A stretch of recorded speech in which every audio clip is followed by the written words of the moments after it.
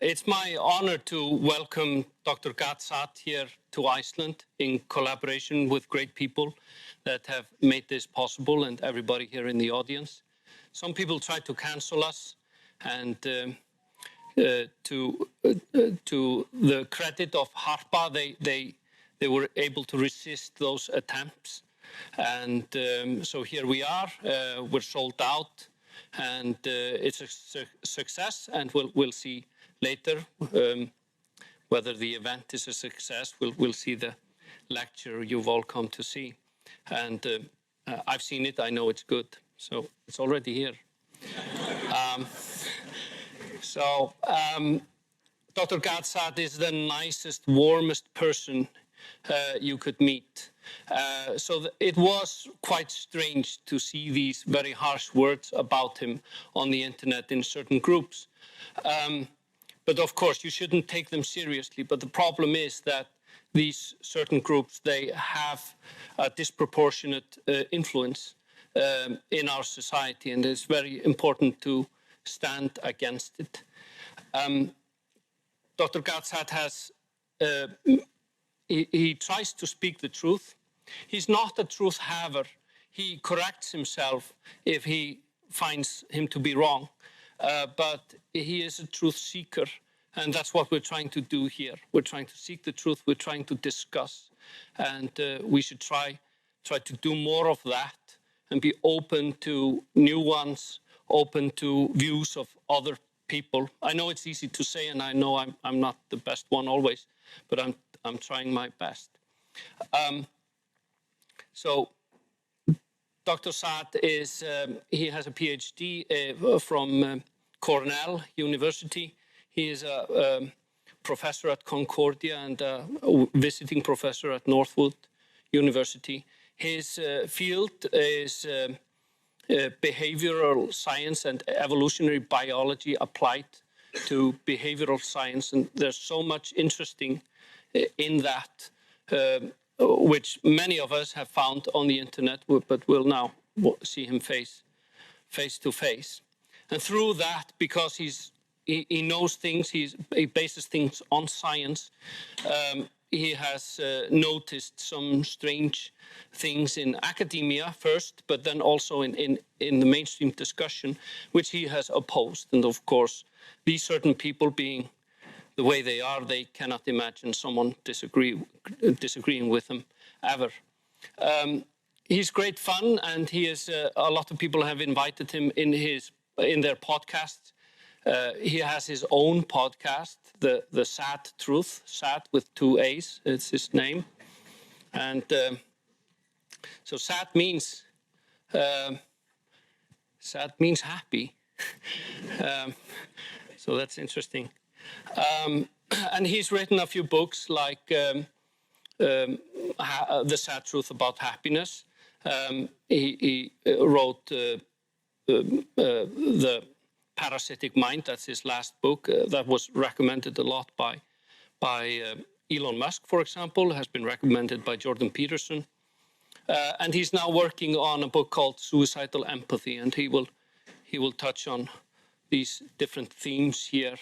And so we'll see the academic, his fundamental academic work and how that translates into these his work on the parasitic mind and suicidal empathy.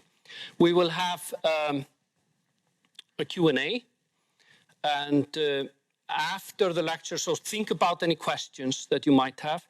After the lecture, we'll have a QR code on screen, and you can scan that code and go to Slido, where you can type in questions. I will then pick some of those questions. If there are too many, I have to pick some.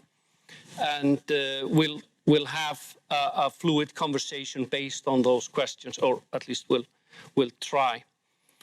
So let me welcome the social media beast, the self-described honey badger, and the academic, Dr. Saad, to the stage.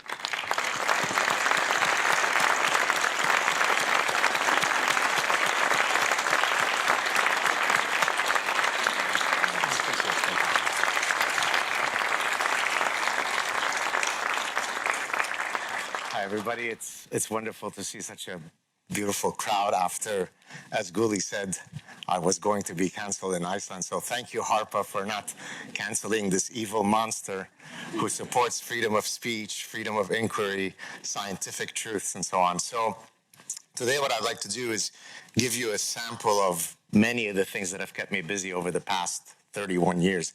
I can't believe that I've been a professor for 31 years. I still think of myself as a 12-year-old boy. So I'll talk a bit about my background in Lebanon, because that actually animates many of the eventual parasitic ideas that I was first exposed to as a young child in Lebanon. Then I'll talk a bit about my work in evolutionary psychology, because that's also where I first saw how academics could be completely decoupled from reality. And then I will discuss, of course, concepts from the parasitic mind, a few teasers from suicidal empathy, and then I'll wrap it up. So hopefully about 60 to 70 minutes, and then I look forward to your fantastic questions. So here we go. So I was born in Lebanon. We were part of the last remaining Jewish community in Lebanon. There were very few by the time I was still in Lebanon. I was a 10-year-old boy when the civil war broke out in Lebanon. So the photo that you see to my left, the nice one, is the one that is very close to my house. Lebanon used to be called, or Beirut used to be called, the Paris of the Middle East. It was, quote, tolerant, but as you'll see, tolerant by the standards of the Middle East is different than tolerant in how you might assume tolerance is. And then, of course, the picture on the right is exactly what I grew up with the last year of my life in Lebanon, where we experienced the Lebanese Civil War, where I couldn't imagine, I couldn't explain to you the level of butchery. Usually most civil wars are judged against the brutality of the Lebanese Civil War, precisely because it had a lot of the dynamics that make people go insane with hatred. And so I'll talk a bit about that in the next couple of minutes. So this clip, I put this slide because it represents the first time that I remember as a young child being exposed to Jew hatred, which is now what you see on every Western campus, unfortunately. So the gentleman on the left, on my left at least, is Gamal Abdel Nasser, who was the Egyptian president. He was a very popular guy in the Arab world because he was a pan-Arabist. He was trying to unite all of the Arabs, whether you're Algerian or you're Yemeni or you're Egyptian. Let's all band as one people, of course, to fight the evil Jews. Now, when he died in 1970, I wasn't yet 6 years old, the people in Lebanon started going on the street, as they often do in the Middle East, to start protesting and screaming. And they were screaming as they were going down in the thousands by my house, "Death to Jews, death to Jews." And so I turned to my mother and said, "What, Mom, why are they screaming death to Jews? What does this guy dying have to do with us?" And she says, "Shh, shut up, don't show your face." And that was the first time that I saw the irrationality of hatred, how it could look like, at least as I remember it as a 5-year-old boy. Now, the picture that I have on the right is one that's become a famous meme. He says, "Death to all Jews." And I always tell people, if you're going to commit a genocide against us, at least have the courtesy to properly spell us. You know, put in that extra effort. This is an actual photo from my class. This is, I think, the year before the Civil War started, so this would be 1974. I am in the bottom row, second guy from my left, if you see slightly longish hair. In that photo, there's a guy. So the teacher tells us, "Please stand up and tell us what you want to be when you grow up." I want to be a soccer player, I want to be a nurse, I want to be a soldier, I want to be a doctor. One of the kids, who of course knows that I'm Jewish, there was actually another Jewish kid in this photo, says, "Teacher, when I grow up, I want to be a Jew killer." And then everybody laughs and claps. Now, this is intolerant, progressive, modern Lebanon. That's how acceptable it was to express your Jew hatred. And so what you're seeing in the West now is exactly what I ran away from in the mid-1970s. This is an actual newspaper clipping from the top Lebanese newspaper. My brother had been Lebanese champion of judo for many years in a row, but because he suffered from a terrible disease known as being Jewish, the Lebanese Federation didn't allow him to represent Lebanon in international competitions. He was visited by some men who explained to him that it was time for him to retire because otherwise there might be an unfortunate accident that happens to him. He ended up moving to France to pursue his career. This is before the Civil War. The irony is that in 1976, when the Olympics took place in Montreal, where we had moved to from the Civil War, then they were willing to forgive the fact that he was Jewish, and he ended up representing Lebanon in the 1976 Montreal Olympics. So this is, again, the kind of reality that you face when you're a religious minority in the lands of perpetual peace. This is a photo of my actual parents, married in 1950. They're still both, thank God, alive. My father is 90, he just turned 95, and my mother is 91. This is their photo in 1950. I put up this photo, number one, to honor them, but number two, to tell you that they were kidnapped by Fatah on one of their return trips to Lebanon in 1980, and some really, really bad things happened to them, but luckily they were able to be freed. And so many of the things that you see happening today is called my childhood growing up. And this is one of the last slides I'll talk about in terms of my Lebanese history. As we were leaving Lebanon on that fateful day in 1975, and we cleared the airspace of Lebanon, the captain said, "We are now out of Lebanese airspace." So my mother takes out a Star of David in the plane, puts it around my neck, and says, "Now you can wear this, not hide your identity, and be proud of who you are." Now hold that thought. Move fast forward to a couple of weeks after October 7th, when my son was almost hauntingly the exact same age as I was when that story happened. But now this is in Montreal, Canada. This is not in Yemen. This is not in Raqqa, Syria. This is in Montreal, Canada. My son, who had just played a soccer match in the east end of Montreal, where there's a particular demographic group that's common there, and he came to pick me up with my wife. I was working on my laptop at a cafe, and as I got into the car, and this is the actual tweet that I had put out that day, he said to me, "You know, Daddy, if you had come to watch me play soccer where I was today, and you were wearing a Star of David, you'd be dead." So in 1975, I can wear the Star of David. In 2023, in the West, I can't wear a Star of David. Trust me when I tell you, you may want to fall asleep, but it will come and find you if you don't solve these problems. This is my reality at Concordia. Guli was kind enough in his introduction to mention the fact that my home university is Concordia, but I've taken a leave from Concordia because it became too dangerous for me to be at Concordia. In the 21st century, a professor in Canada can't walk into campus to teach his classes. And my classes, I'm teaching psychology of decision-making, I'm teaching evolutionary psychology, I'm teaching consumer psychology. There's nothing controversial in what I'm talking about. Even if it were controversial, so what? But I'm not talking anything controversial.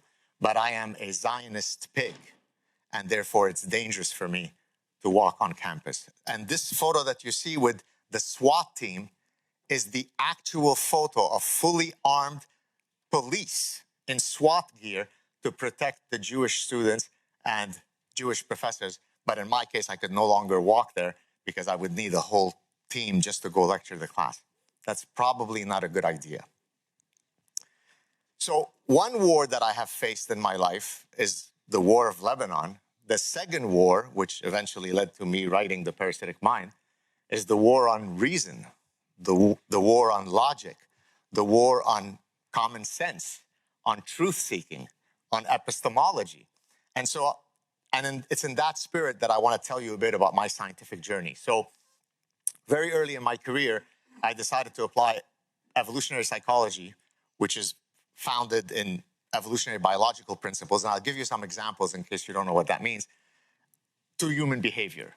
The idea being that you can't fully understand human behavior if you don't know the biological forces that have shaped our human mind. But very quickly, I found out that while my natural science colleagues said, yeah, of course, that makes sense. We study every other animal using evolution. Why shouldn't you use it for Homo sapiens? But my social science colleagues thought that it was crazy talk. Of course, they said, what makes us human is that we transcend our biology. Biology is relevant for the mosquito. Biology is relevant for the zebra, maybe for your dog. But surely, Professor Saad, you're not saying that biology matters for human beings. Yes, I am saying that. But again, for almost all my colleagues in the social sciences, certainly in the humanities, certainly most of them in the business school, they were like, this is crazy talk. And so that's when I started thinking, how could these sophisticated people, these educated people, negate things that the average 3-day-old pigeon would know is true? But apparently to them, it was too much to swallow. So the Parasitic Mind is a book that I've been writing in my mind for almost 30 plus years. But let me give you an explanation a few minutes on what evolutionary psychology is. So it all started, excuse me if I can just drink a bit of water. It all started in 1990 when I went to Cornell to pursue my PhD. And my doctoral supervisor, who was a very well-known cognitive psychologist, asked me to take a course with Professor Dennis Regan. It was an advanced social psychology course. About halfway through the semester, Professor Regan, and that's why I always mention him, because had he not assigned this book, maybe my trajectory would have been different. He assigned a book called Homicide by two of the pioneers of evolutionary psychology. Homicide is a book that was written by a husband and wife team, Martin Daly and Margot Wilson, where they demonstrated that many patterns of criminality happen in exactly the same way for exactly the same reasons across cultures and across time periods. And therefore, there must be some universal biological mechanisms that explain these phenomena. So let me give you two examples. Number one, if you look at what is the biggest predictor of there being child abuse in a home. So if I were to ask, let's say you are now in one of my classes and I ask you to answer, people will come up with all sorts of answers. Oh, if the parent was abused, then there'll be abuse. If the parent is an alcoholic, if the parent lives on the wrong side of the tracks. And these are all reasonable answers, but the number one predictor that is unbelievably greater than the second biggest predictor is if there is a step-parent in the house. And this became known in the literature as the Cinderella effect. Why is it known as the Cinderella effect?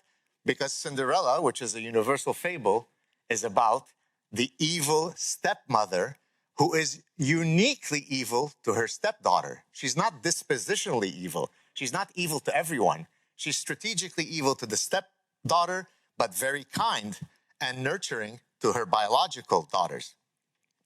And of course, there are very clear evolutionary reasons. You could see it in many other animals where typically an organism is not very keen in investing in offspring that are not theirs.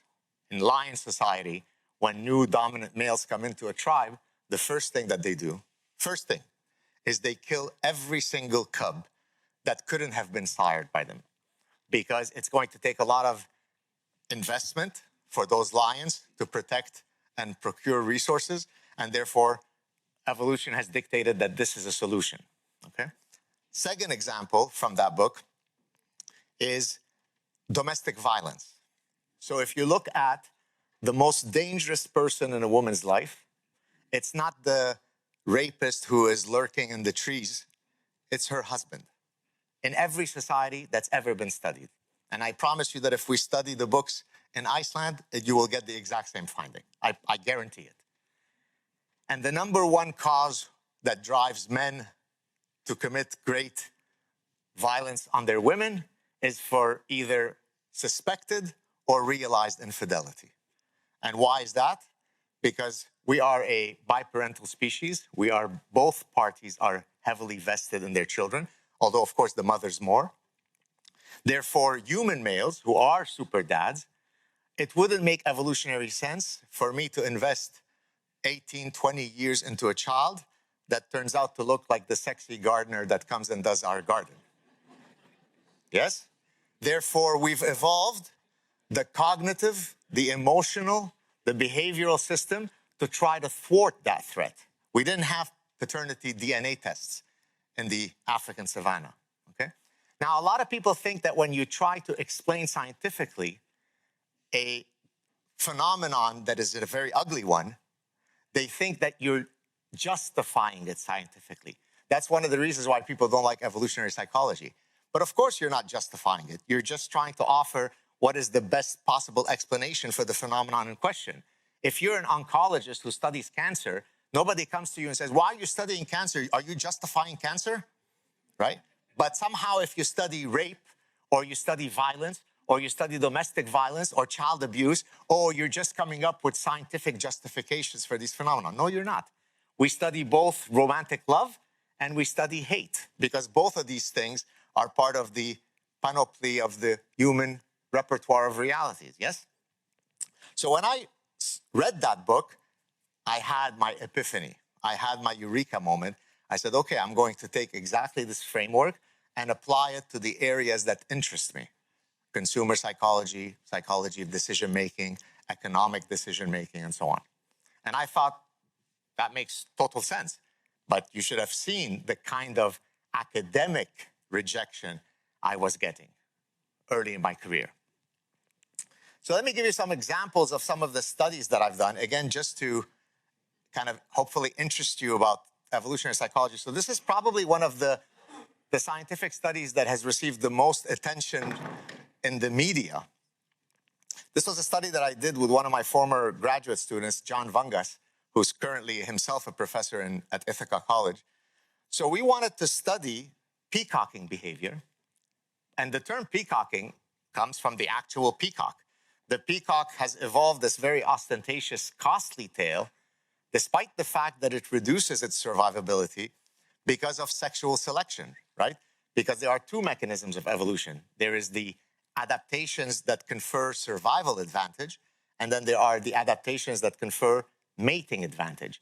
And so this is a morphological trait that evolved because it is signaling to the peahens, the female in the species, hey, look at me. Despite the fact that I'm carrying this very burdensome tail, despite the fact that it's very costly, despite the fact that it's likely to reduce my survivability, I'm still standing. This is a perfect advertising to tell you how good my phenotype is. Choose me as a mate. So when I was reading that literature, I said, I know exactly how I'm going to use this in consumer behavior. Human beings use peacocking, but of course they use sex-specific peacocking. Women and men both engage in sexual signaling in the mating market, but they'll use different products. And so one of the obvious products that we first decided to study was fancy cars. It turns out, not surprisingly, around the world, 99% of Ferrari owners, although we use the Porsche, 99% of Ferrari owners are male. Even though there are many, many millionaire and billionaire women who could certainly afford all those cars, yet they don't line up to purchase cars. You know why? Because there isn't yet a culture that we've uncovered where a man uttered the following words. You ready? I'm not going to have sex with you because you don't have enough social status. Those words have never been uttered. But the opposite words, you're a gorgeous guy, you look really sexy, you open your mouth, and you're a complete imbecile who's going nowhere in life, suddenly you become a lot less attractive. And so, not surprisingly, we use products as sexual signals. So in this study, what we did is we brought people into the university, and we actually had them. This wasn't a study in the laboratory. Imagine you were driving a Porsche. This is a field experiment, meaning we actually take it to the field. We rented an actual Porsche. And I always tell people, imagine how impressive it is to convince a scientific granting agency to release money so you could buy a Porsche over the weekend. But we did it. And so they either drove the Porsche or a beaten up old car, high status, low status. And the dependent measure was salivary assays to measure your testosterone levels.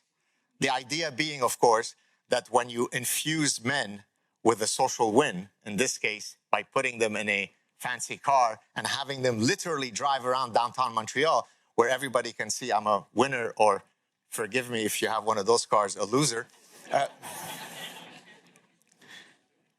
My testosterone, my endocrinological system should adjust accordingly, should be triggered accordingly. And that's exactly what we found. So that's one example of a study. Staying with the car theme story, this is a study that unfortunately, and I say with great regret, we haven't yet published, but it's such a good study. Sometimes you run out of time to work on a project. So this is a study that we ran with one of my former doctoral students, Tripat Gill, who himself is now a chaired professor, where we took two personal ads, okay? The only difference between the one on the left and the right is it says, "This is my favorite possession." And on one photo, it's a sexy red car, Porsche. On the other one, forgive me for Kia owners, it's a beaten up. I mean, the Kias have become a lot sexier recently, but this was 12 years ago. And then we asked people, tell us about, what do you think of this guy? But we asked them on a whole bunch of measures that you shouldn't think should be related to it. So for example, we asked people, how tall do you think this guy is? Now here's where understanding evolutionary psychology really shows you its power. When women saw the guy in the Porsche, guess what happened to his height? He became taller. This is why I always explain to my wife, I need to buy a Porsche to add a few extra inches. I'm only Messi's height. I'm not like the Icelandic guy, 6'4". On the other hand, what did men do when they saw the guy in the Porsche? He became shorter. So how could it be that two sets of people can look at the same stimulus and arrive at exactly different sensorial realities? It's called evolutionary psychology. Okay? And then another example, just so that you don't think we don't study women behavior. So in many, many species, women, females go into estrus, which means that they are now sexually receptive. In the human context, you don't have quite the same mechanism, but you certainly have across the menstrual cycle an ovulatory phase where women are, for example, more likely to be receptive to sexual intimacy and so on. So what we wanted to study was whether well, we looked at several things, but I'll talk about one thing here, whether their signaling behavior, how they dress, how they beautify themselves, whether it would vary across the menstrual cycle. And so we collected data on women every day for 35 days because the average menstrual cycle is about 28 days. So by doing 35 days, we're covering the natural variations across women. And we wanted to show whether during the ovulatory phase, this is when women are maximally fertile, and so they would dress most provocatively. They would wear the stiletto heels. They're not wearing the sweatpants. They are wearing the miniskirt. They are letting the hair down. They are wearing more makeup. And that's exactly what we found, which is exactly what you find in countless other mammalian species. They use different types of signaling, but it's the same phenomenon. And so this shows you the power of applying evolutionary biological principles to study human behavior. Yet everybody in this room, I don't care what you've studied, you could have studied political science or economics, or you went to the business school or law or entrepreneurship or anthropology or sociology. I bet you none of you have ever seen the B word, biology, mentioned once in your coursework. How is that possible? How could you study anthropology and sociology and psychology without ever invoking the word biology? For any other species, that would be impossible. But for the human species, it's totally okay. So that was when I first said, something is wrong. This makes no sense that academics could be so idiotic. And so that's how I then started writing The Parasitic Mind. So now I'm going to get into some of the sort of the parasitic stuff, the woke stuff, and we'll get to the journey. So this is, by the way, the reason why I put this one up front is because a lot of people, when I was warning about this for the past several decades, people would say, yeah, but professor, come on, this only happens in some esoteric department in the humanities. It's never going to matter. I said, no, it's going to come everywhere, because these bad ideas, just like viruses escape from the lab, they don't stay in the humanities. They're going to be everywhere, in every nook and cranny. Well, you would think medicine would be inoculated against parasitic ideas. No, you'd be thinking wrong. This is the oath that students at the University of Minnesota have to take. It's not the Hippocratic oath. Hippocratic oath comes from Hippocrates, right? The founder of medicine from ancient Greece. Then there was Galen, but the original guy is Hippocrates. When you take the Hippocratic oath, first do no harm and so on. Well, now what they take, I will root out white supremacy from medicine. I will not rely on white science. I am sitting on indigenous land, and I apologize. The most serious disease known to mankind is systemic racism.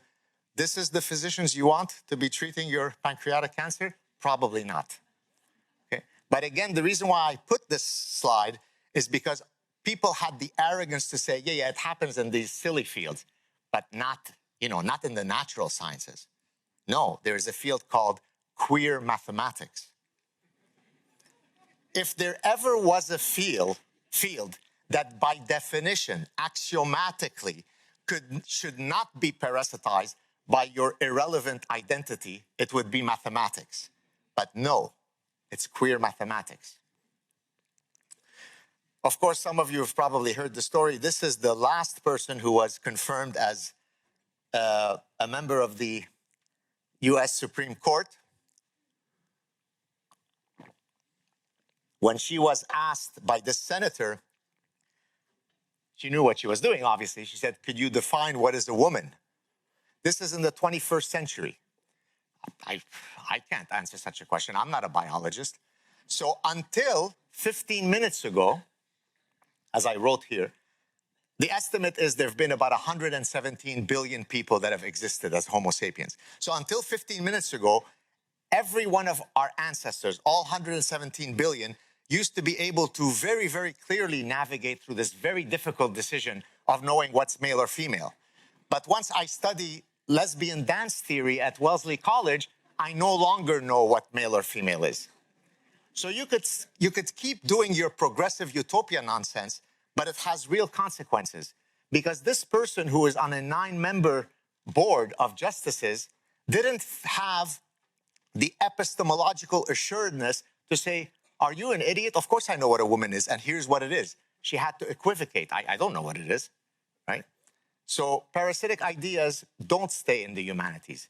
They become the former Prime Minister of Canada, named Justin Trudeau. Sticking with medicine, this is an actual photo of the person that I was interacting with. She's an anesthesiologist, but of course, she's an anesthesiologist of color, because it matters what your skin hue is when you are administering anesthesia during a surgery. I started interacting with her on X, where she was chastising me for saying that men cannot menstruate. And she said, you didn't go to medical school, I did, and I confirmed that men do menstruate. So I said, but I've published top scientific papers on the menstrual cycle. She then said that I was engaging in mansplaining. Now, do you feel comfortable with this person administering anesthesia to you? Probably not. This is last year at my home university. They had a one-day scientific symposium on menstrual equity. Because it turns out that in Canada, for all of these years, Canada became a federation in 1867, if my history is correct. Apparently in Canada, women didn't have the intrinsic right to menstruate. So we needed to have a one-day menstrual equity symposium, because what it really means is that you should put feminine pads in men's locker rooms. And if you don't do that, then you're not creating menstrual equity. This is at a leading Canadian university in the 21st century. But I am the bigoted one. I am the dangerous guy. Right. This is at the leading anthropology meetings, the American Anthropological Society and the Canadian Anthropological Society. They were holding a session, a special session, where there was going to be 6 female anthropologists, so that we make sure we don't engage in mansplaining. 6 female anthropologists were saying that it is absolutely insane that the fields of anthropology and archaeology are removing biological sex as a key variable in anthropology and in archaeology. That session was canceled because of the implicit transphobia. Not unlike the reason why many people in beautiful Iceland were trying to cancel me, because apparently I'm transphobic for thinking that only women bear children. This, some of you may or may not know, Dylan Mulvaney is a woman with a penis and testicles, because all you need to do is dress like a woman, and then you become a woman. And then Budweiser, when they chose her as the endorser, their market value tanked to nothing, because 99.9% of the people who consume Budweiser were not really interested in being force-fed transgender activism. And Marketing 101 says you better understand your segmentation and your target markets. And apparently Budweiser was above that reality. And there was a price to be paid for being so woke. And then, by the way, on the bottom ones, these are different tweets that I took screenshots of, not only by physicians, by obstetricians and gynecologists who confirmed that Dylan Mulvaney was a full-fledged woman. These are obstetricians and gynecologists. Okay. So now we come sort of to the big framework of what is the parasitic mind. So very early in the book, I explained that there are 2 classes of pathogens that bring great devastation to humans. One is the biological pathogens that you've all heard of, the parasites, the actual parasites, the physical parasites, the viruses, the bacteria, the fungi. And then I argue that there is a second class of ideological parasites, idea pathogens, that can also wreak havoc, as we've been seeing in the West. And so that was the original entry of using the neuroparasitological framework in studying these bad ideas. And you'll see in a second why I use that framework rather than, say, a mimetic framework. So these are some examples. But by the way, the literature here is incredible. It's like straight out of science fiction. So parasitology is simply the study of the interaction between parasites and hosts. But many parasites don't end up in your brain. So for example, a tapeworm parasitizes your intestinal tract, yes? But a neuroparasite is one that needs to get to the host's brain, altering its circuitry to suit its interest. Typically its reproductive interest. So the top ones, the spider wasp sting. So the spider wasp will sting the much bigger spider, rendering it zombified. It then pulls it to its burrow. It's completely alive, but zombified. And then it lays its eggs on it. And as the eggs hatch, they eat the spider in vivo. Guess what? Political correctness is the spider wasp's sting. It leads you to the abyss of infinite lunacy. Yes, men too can menstruate. Yes, men too can menstruate. Yes, yes, men can bear children. Yes, of course, everybody knows this.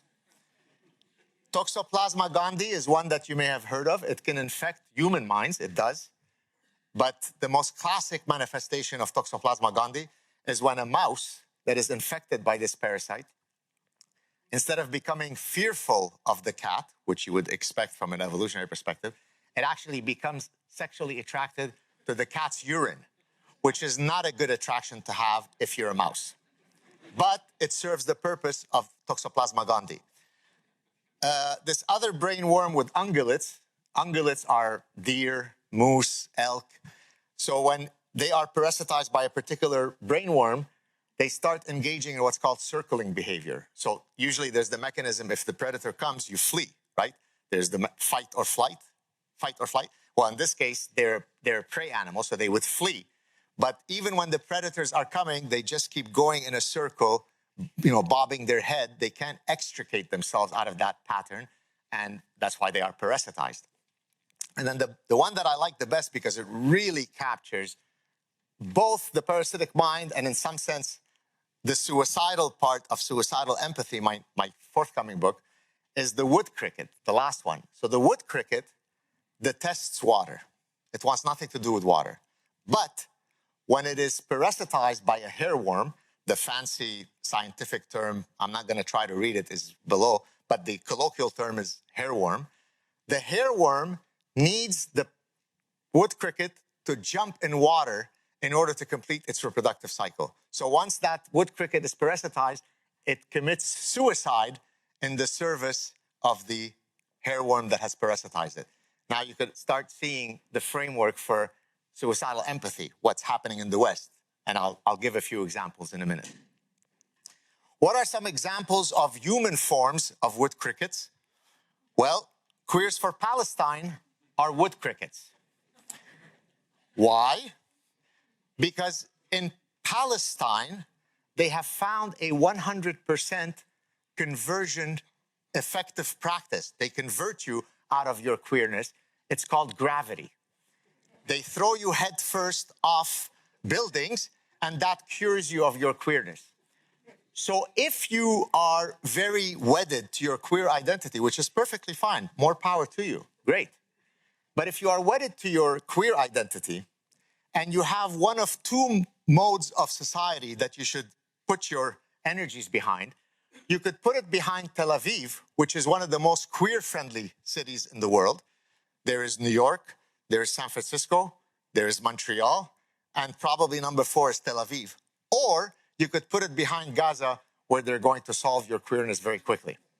So as I think Guli mentioned it yesterday, this is like chickens for Kentucky Fried Chicken.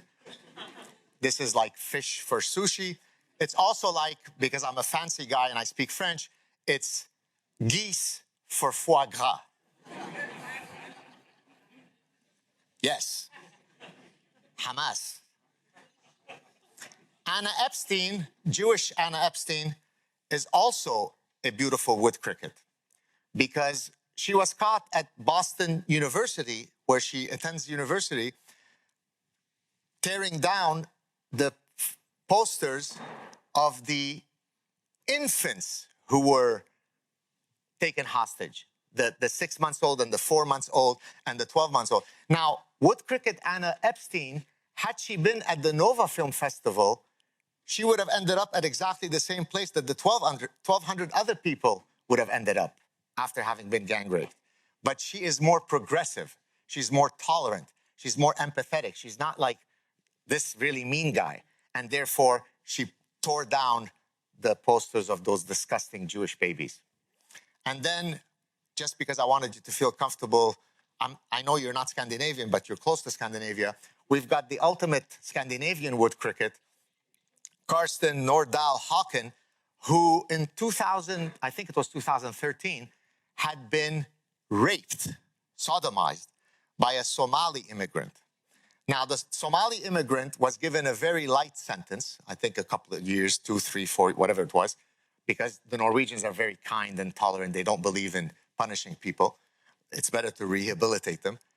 But then when he finished his very short sentence, he was going to be deported back to Somalia, and the victim of the rape went on record saying that he felt so guilty and wrong about the fact that this noble Somali, beautiful person was going to be deported because he couldn't then fully flourish.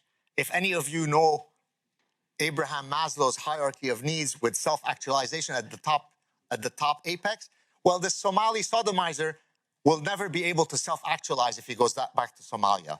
And so it's better that we keep him in Norway. It's very kind. This is another example. I'm not going, this is the actual quote from my book, but I'll just explain it. Tal Nitan, who's Jewish, was a doctoral student at Hebrew University, one of the most prestigious universities in Israel in Jerusalem. And she was doing her doctoral work, studying the extent to which, this is way before October 7th, the extent to which the IDF soldiers, the Israel Defense Forces, that they rape the Palestinian women. So she went out, tried to collect the data. She wasn't able to document a single case. Even when speaking to Palestinian authorities, she wasn't able to document a single verifiable case of a rape by an IDF soldier on Palestinian women. Now, if you were an honest scientist, you would say, okay, I had this hypothesis and okay, it was falsified.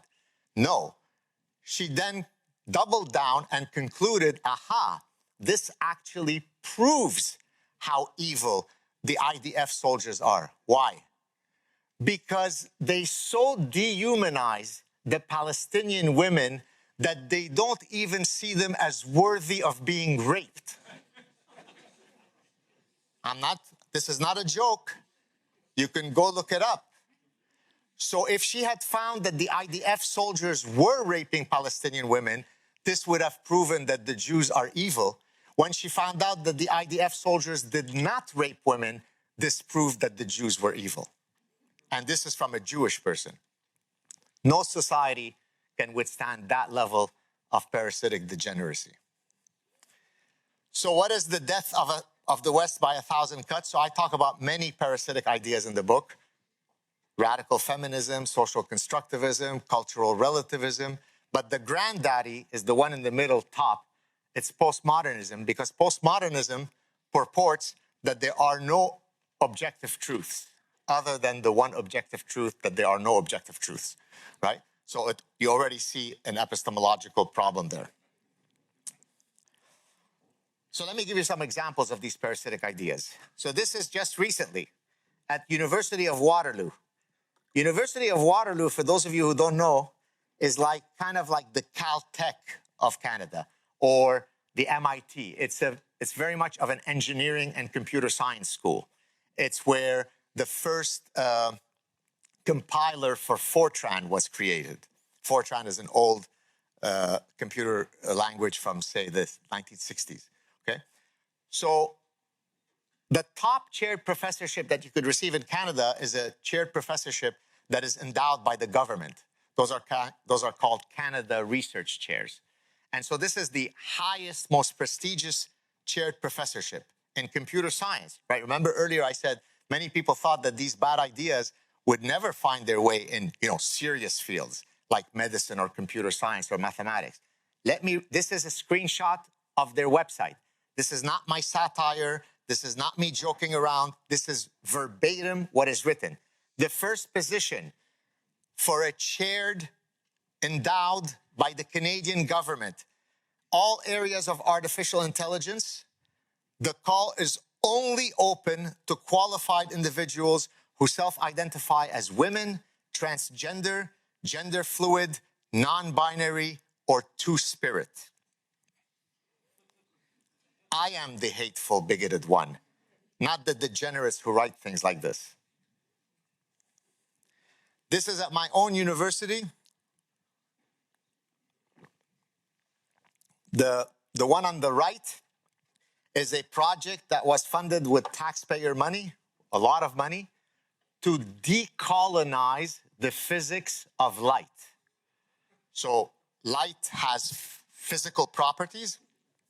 Many physicists have won Nobel Prizes for their work in studying light. But that's based on white physicists. So you have to understand that it's a bit suspect. So if we now decolonize the study of physics, then we can really get at the essence of what physics is. So that's why my university, the one that I'm now have taken a 2-year leave from, launched its key focus during its 5-year strategic plan, 2 parts: to decolonize and to indigenize the entire curriculum at the university. So you teach number theory, which is the purest field in mathematics, you better include indigenous stuff. You teach neuroscience, where's the indigenous? And so, being who I am, I wrote to all the idiots in my university, and I said, can you help me out with understanding how I indigenize psychology of decision-making? Because I really want to do this. But I'm at a loss, because I'm not progressive enough. Of course, they don't respond. And by the way, when I started my emails to ask for the leave of absence, before I had finished the email, they had already written to me, yes, yes, please go. Goodbye, Jew. Good luck. But I'm the bigoted one. I'm the extremist. This story, some of you may have seen it. Anybody knows the story? How many know it? Not a few. Oh, quite a few. Do you mind if I share it again?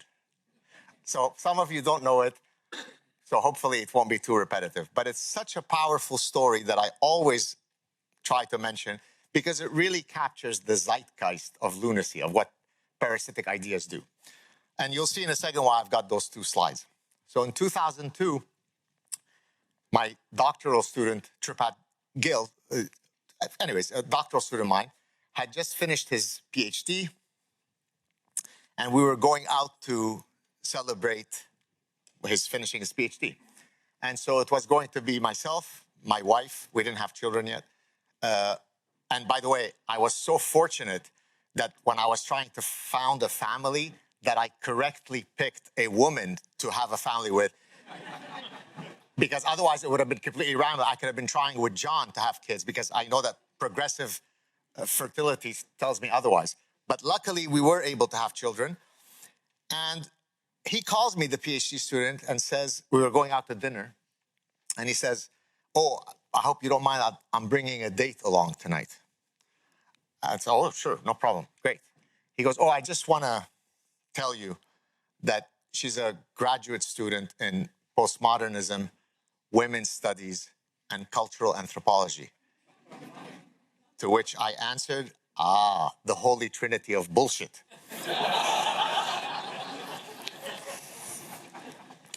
I said, oh, no, I understand. This is your night. We have to celebrate you. I'm going to be on my best behavior. Not a word out of me.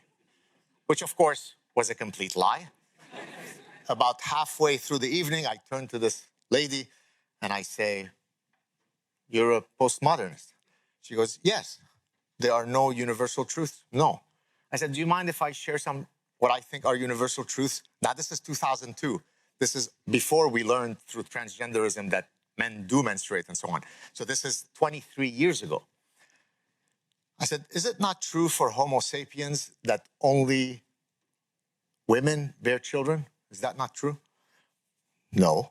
I said, it's not true. She goes, no. I said, how? She goes, well, because there is a Japanese tribe off a Japanese island where within their folkloric mythological realm, it is the men who bear children. So by you keeping the discussion to the biological material realm, that's how, you keep us barefoot and pregnant in the kitchen. So after I recovered from the mini stroke I had at listening to such stupidity, or maybe it wasn't stupid, maybe it's just me being an extremist thinking that only women bear children, I said, okay, maybe that was too poisonous of an example. Maybe can I offer you another example? So the one on the left is Arnold Schwarzenegger pregnant, right? The man is pregnant. Now, you might be wondering what's the one on the right. Here it goes. I said, is it not true since time immemorial? I mean, we're from Phoenician descent in the Middle East, from Lebanon. Big sailors sailed around the many areas. Sailors have always relied on the cosmological fact that the sun rises in the east and sets in the west. Is that not a universal? So there she used a variant of postmodernism called deconstructionism, Jacques Derrida, which is language creates reality.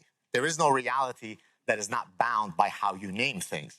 So she goes, what do you mean by east and west? And what do you mean by the sun? that which you call the sun, I might call dancing hyena. I said, fine, the dancing hyena rises in the east and sets in the west. She said, I don't play those label games. Remember, Icelandic people wanted to cancel me, not her. Because in 2002, a graduate student at one of the leading universities in the world could not find a shared semantic meaning place where we could agree on two facts, that the sun exists and that women bear children within Homo sapiens. So you could see why I've been warning about these things, which now have become part of our everyday life. You could be very socially liberal, as, by the way, I am, without murdering and raping truth in the service of that goal.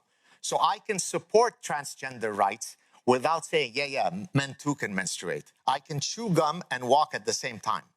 I don't have to destroy truth in the service of celebrating your personhood. Here's some other parasitic ideas. Social constructivism. Biophobia is simply the fear of using biology to explain human behavior. What's social constructivism? Social constructivism basically says that we are born tabula rasa, hence the top slide, empty slates, and it's only the forces of socialization that teach us who we are. Why do women prefer certain types of men? It's because they learned it from Hollywood. Why do men prefer certain types of women? It's because they saw Beyonce videos. Because if I had not been taught to prefer to mate with women that have the hourglass figure of Beyonce, I would have been trying to mate with the tree in my backyard. But it's only socialization that trained me to think this way. Remember, I'm the extremist. Now, this is going to get a bit technical, so bear with me. In chapter 7 of the Parasitic Mind, I basically have the chapter is titled How to Seek Truth, which is something that we certainly want to do here. And it's what I call the ultimate mind vaccine. How can you build an argument to demonstrate that the position that you're holding is the veridical one? And so here what I've done, and I think you can read it, what I've done is, this is called a nomological network of cumulative evidence. It's a mouthful, but I'm going to explain how it works. So let's suppose I wanted to prove to you that the center statement that toy preferences have a sex specificity, not because of social construction, but because of certain evolutionary reasons, biological reasons, universal reasons. How would I go about to proving that to you? Well, what I'm going to do is I'm going to show you evidence from across time periods, from across species, from across cultures, from across methodologies, all of which triangulate to demonstrate my position is correct. So let me show you how we do it. So I can get you data from developmental psychology showing you that infants, who by definition are too young to be socialized, in other words, they haven't yet reached the cognitive developmental stage to be socialized, already exhibit a preference for either boy toys or girl toys, okay? So that already refutes the idea that it's due to social construction, because I'm specifically picking participants who are too young to be socialized. I can get you data from other species, from vervet monkeys, from rhesus monkeys, from chimpanzees, showing you that their infants exhibit the exact same sex-specific toy preferences as human infants. So unless you want to argue that vervet monkeys are also prone to vervet monkey patriarchy, then you're going to have a tough time explaining that. Okay? But I'm not going to stop there. Some of you might say, oh, but Dr. Saad, those are Western constructs. Well, I can get you data from sub-Saharan Africa and from North Africa and other cultures that are not Western, showing you that they exhibit the exact same toy preferences. Yes, but Dr. Saad, those are all contemporary. Well, I can get you data from 2,500 years ago in ancient Greece and ancient Rome, showing you that on funerary monuments, children are being depicted playing with exactly the same types of toys as we see today. So bit by bit, I'm putting the noose around your neck, metaphorically speaking, and therefore I don't have to scream louder than you. I don't have to go into hysteria. I just build the nomological network and watch you concede defeat, okay? And that's one of the reasons, as I've explained to people, that it's actually quite difficult to cancel me, because once I have built my nomological network, I'm willing to debate anyone on the topic, because I promise you I'm going to be more prepared than you are. And so if possible, if you are in your personal lives ever engaging in these types of debates, I understand that it's effortful to build these networks, but believe me, you become a formidable debater if you can do that. And so that's the ultimate, if you want, vaccine for truth. Let's keep going. In chapter 6 of the Parasitic Mind, I coined a new malady, collective malady, called ostrich parasitic syndrome. The reason why I call it ostrich parasitic syndrome, while the ostrich doesn't actually bury its head in the sand, it's become a metaphor for someone that wishes to avoid reality, yes? And so the classic example that I'm going to use, but there's an endless number of ostrich parasitic syndrome in the West. Since 9/11 alone, there have been, I took this latest screenshot a few days ago, so every day it increases by quite a bit. There have been 47,506 Islamic-based terror attacks in 70 countries, okay? Each one of those attacks is documented. There are different global databases, including academic databases that are not on the right side of things, where those things have been documented. So again, the facts are inviolable. For those 47,506 terror attacks, the terrorists tell you why they're doing it. And they justify it using certain canons within their faith. But in the West, we're a lot more empathetic and kind and compassionate, because we don't want to marginalize any people, yes? So here is a list on the left-hand side of my screen of some of the reasons that professors have come up with for why those 47,000 terror attacks have taken place. The real reason, not the reason that Muhammad gave you, the real reason that the professor of gender studies gave you when he's at Oberlin College, because he understands the dynamics better, yes? Did you know that if you don't have enough exposure to art in your teenage years, that can cause you to become a terrorist? I didn't know that. This is why, by the way, I make sure to take my children to a museum at least once a week, because I don't want them to go and join ISIS if they don't see enough Chagall, Modigliani, and Klimt. It's a way to protect against them being radicalized. Did you also know that Bill Nye, the science guy, he has a bow tie, so he probably is truthful.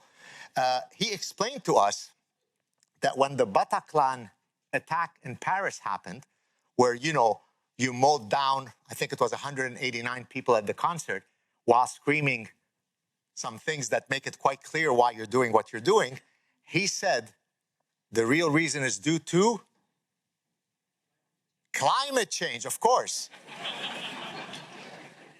There is a very, very direct causal link between not having enough solar panels in Raqqa, Syria, and going to Paris screaming Allahu Akbar while mowing down 189 people. It's the ozone layer, man.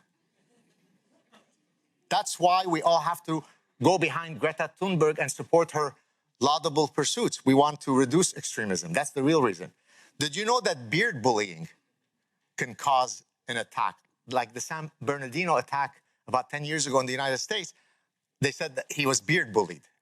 That's why, by the way, I keep my beard very nice and neat, because I don't want to be prone to falling trapped to extremism. When you end up as an academic promulgating such nonsense, your society is on a very short leash. You could fully recognize what the reality is while also recognizing that most people of that faith might be perfectly nice and kind. I know more people of that faith who are friends and fans of mine than all of you combined, because I come from that region. That doesn't mean, though, that I put my head in the sand and I say that it's due to carbon emissions. Okay? But that's what you see every day, everywhere, in the media, in politics, in journalism, and certainly in academia. Ignoring the problem is not going to solve it. Speaking about it truthfully will.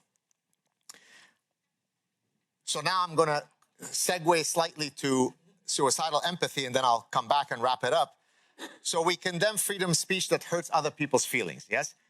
Sure, we believe in freedom of speech, but it's a consequentialist ethic. If it hurts someone, don't do research that shows that group A is much more likely to commit murder than group B, because that's racist. No, the truth is the truth, whether you like it or not. It's a deontological principle. It's an absolute statement. Freedom of speech, freedom of inquiry are deontological principles, which leads me very quickly to suicidal empathy. I won't get into it too much, but let me explain what the framework for my forthcoming book is. And then I'll wrap up with some final remarks. Empathy is a beautiful virtue. Empathy is one of the mechanisms that oils our sociality. Empathy allows me to put myself in your mind so that I can have a meaningful interaction with you. That's called theory of mind, which is part of the cognitive element of empathy. For example, autistic children will often fail a theory of mind test. That's how you diagnose them as being autistic. There is no blood test that can show that you are autistic. So you give people or young children this theory of mind test, which measures empathy to show that they lack it.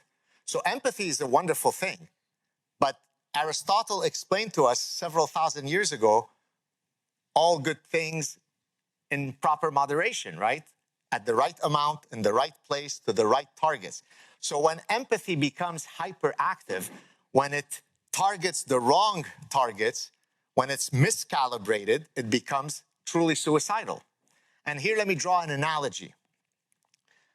Scanning the environment for environmental threats makes perfect evolutionary sense.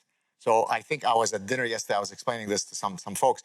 If I see you sneezing in your hand, and then you come to shake my hand, I might quietly go to the bathroom and wash my hands because I don't want to catch your cold. That makes sense. But if I spend 8 hours a day washing my hands to the point that the skin is falling off my hands because I suffer from OCD, germ contamination fear, then that becomes a dysregulated mechanism of an otherwise adaptive process. What started off as an adaptive process becomes dysfunctional. Same thing happens with empathy. Empathy is great when it is within certain regulated ranges. Once you care more about El Salvador MS-13 gang members and they deserve more empathy when they come in illegally than your American vets who lost their legs fighting to defend the United States, that's suicidal empathy.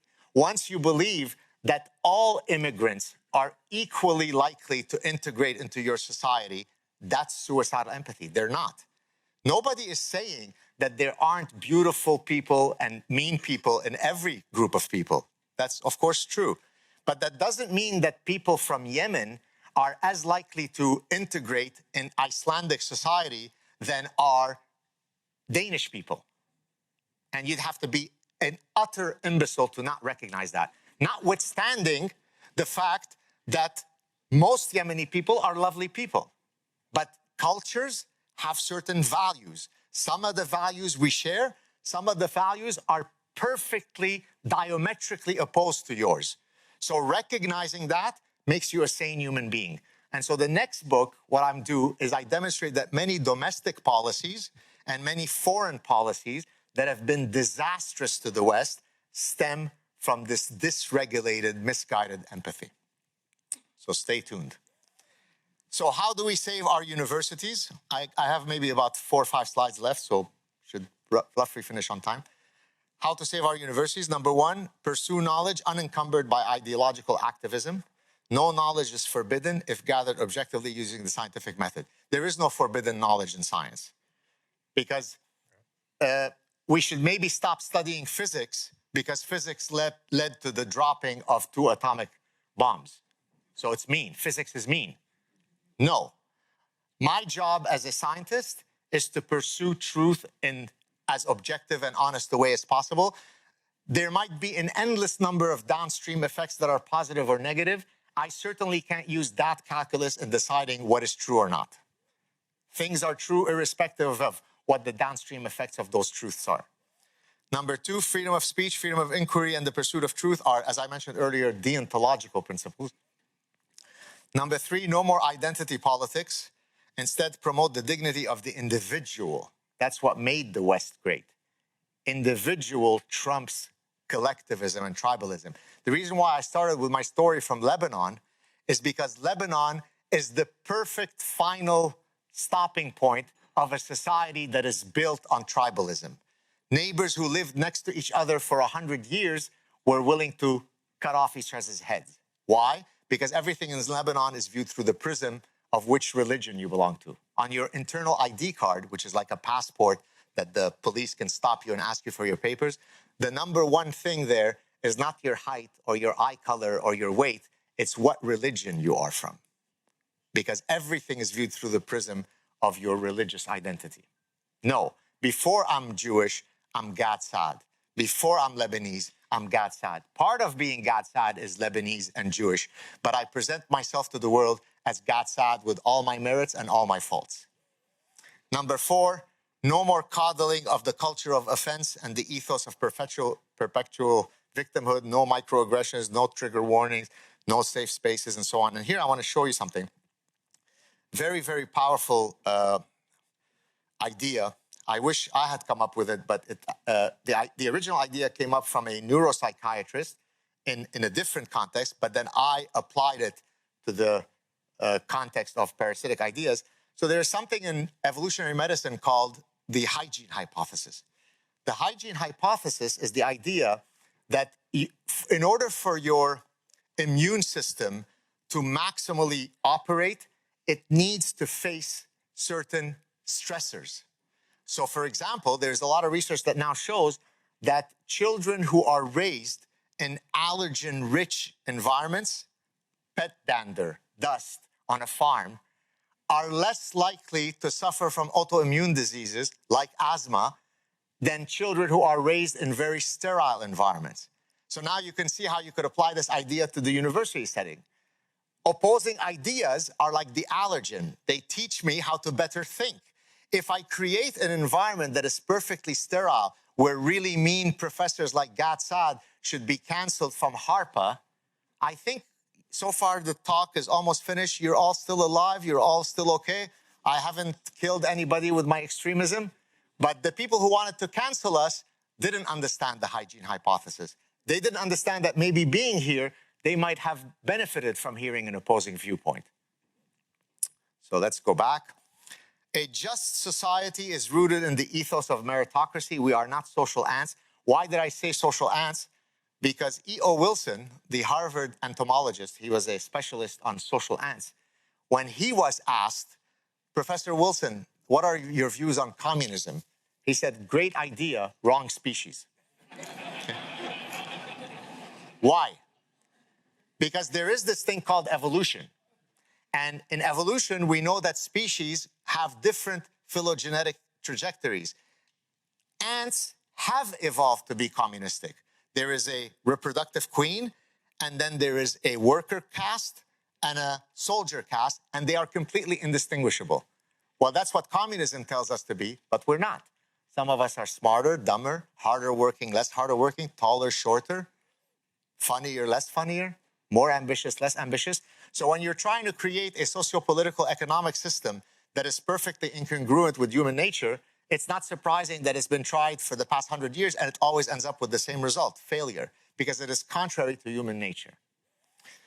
Number 6, promote an ethos of political and intellectual diversity. And here I want to show you a slide. This is a study that was done by Langbert in 2018, looking at the ratio of Democrat to Republican professors on top universities in the United States, broken down by discipline. Now, just to give you a sense, engineering, which is the least lopsided, is 1.6 to 1. Now, meaning 1.6 Democrats to 1 Republican. Now, that seems like Oh, that's almost, it's not lopsided. To contextualize it for you, in science, if you typically get a 1.2 to 1 odds ratio, it's a very big effect. So for example, if I give you a drug for your diabetes, and then I give you a placebo for your diabetes, and the diabetes drug, the real one, has a 1.2 odds ratio, wow, we would be celebrating. It's a big effect. Now, let's look at the effect sizes. So 1.6 to 1 is actually very big, but then 5.2 to 1, 5.1 to 1. Now, as we go down, look at the numbers. 29.5 to 1, 43 to 1, 133 to 1, 108 to 0. So you have more chances of having a Republican, you have more chances of having a horse with wings on our campus than you are to have a Republican professor. That's probably not a good idea. All ideas, beliefs, and ideologies are open to criticism, debate, mocking, ridicule. There is no such thing as a sacred cow in a free society. You want to criticize Judaism and think it's a bunch of bullshit? Go for it. I'm strong enough to withstand it, okay? If you say, let's go to the local synagogue at 4 o'clock and kill all the Jews, that you're not allowed to do because you are directly, specifically inciting violence. But if you want to criticize all day long and night anything that Israel does, anything that Jews believe, go for it. That's the price you pay in a free society. I support the right of Holocaust deniers to deny the Holocaust. What could be more a proof of my free speech absolutism? Nothing could be more offensive than denying the historical reality of something as grotesque as the Holocaust. But that's the price you pay in a free society. So if I want to criticize some other religion, you shouldn't be saying, but come on, don't be mean. No, there is no meanness when it comes to speaking freely. Number 8, promote an ethos of interdisciplinarity, consilience. Consilience means unity of knowledge. Regrettably, too often in academia and universities, people become hyper-specialists. You need broad thinkers. You need to teach general thinking, synthetic thinking, okay? Encourage bold thinking. Academia should be about the forming of intellectual Navy SEALs and not bean counters. Navy SEALs are, one of the elite warriors in the US military. There is no species that is more cowardly than professors. It doesn't exist. As a matter of fact, I announced to the world that I had discovered a new species called professors, and they're defined as the invertebrate castrati. Invertebrate because they have no spine, and castrati for they have no testicles. And this is not hyperbole. You have never seen as fearful people as academics, which, by the way, they're supposed to be fully protected by tenure. Yet if I go boo, they all run away. Number 10, I mentioned this earlier, strike the right balance between specialization and generalization, remove the stifling bureaucracy in academia, and science, reason, logic trumps all of this fashionable anti-science nonsense. How to save the West. Take a screenshot, memorize it, learn it, internalize it. Number 1, proudly and unequivocally defend Western values. You're not progressive and enlightened if you think that all other cultures are great except the West. I come from those other cultures. I can promise you that the West is a unique experiment in the human spirit. You should be proud of that rather than self-flagellating all day long about how racist you are.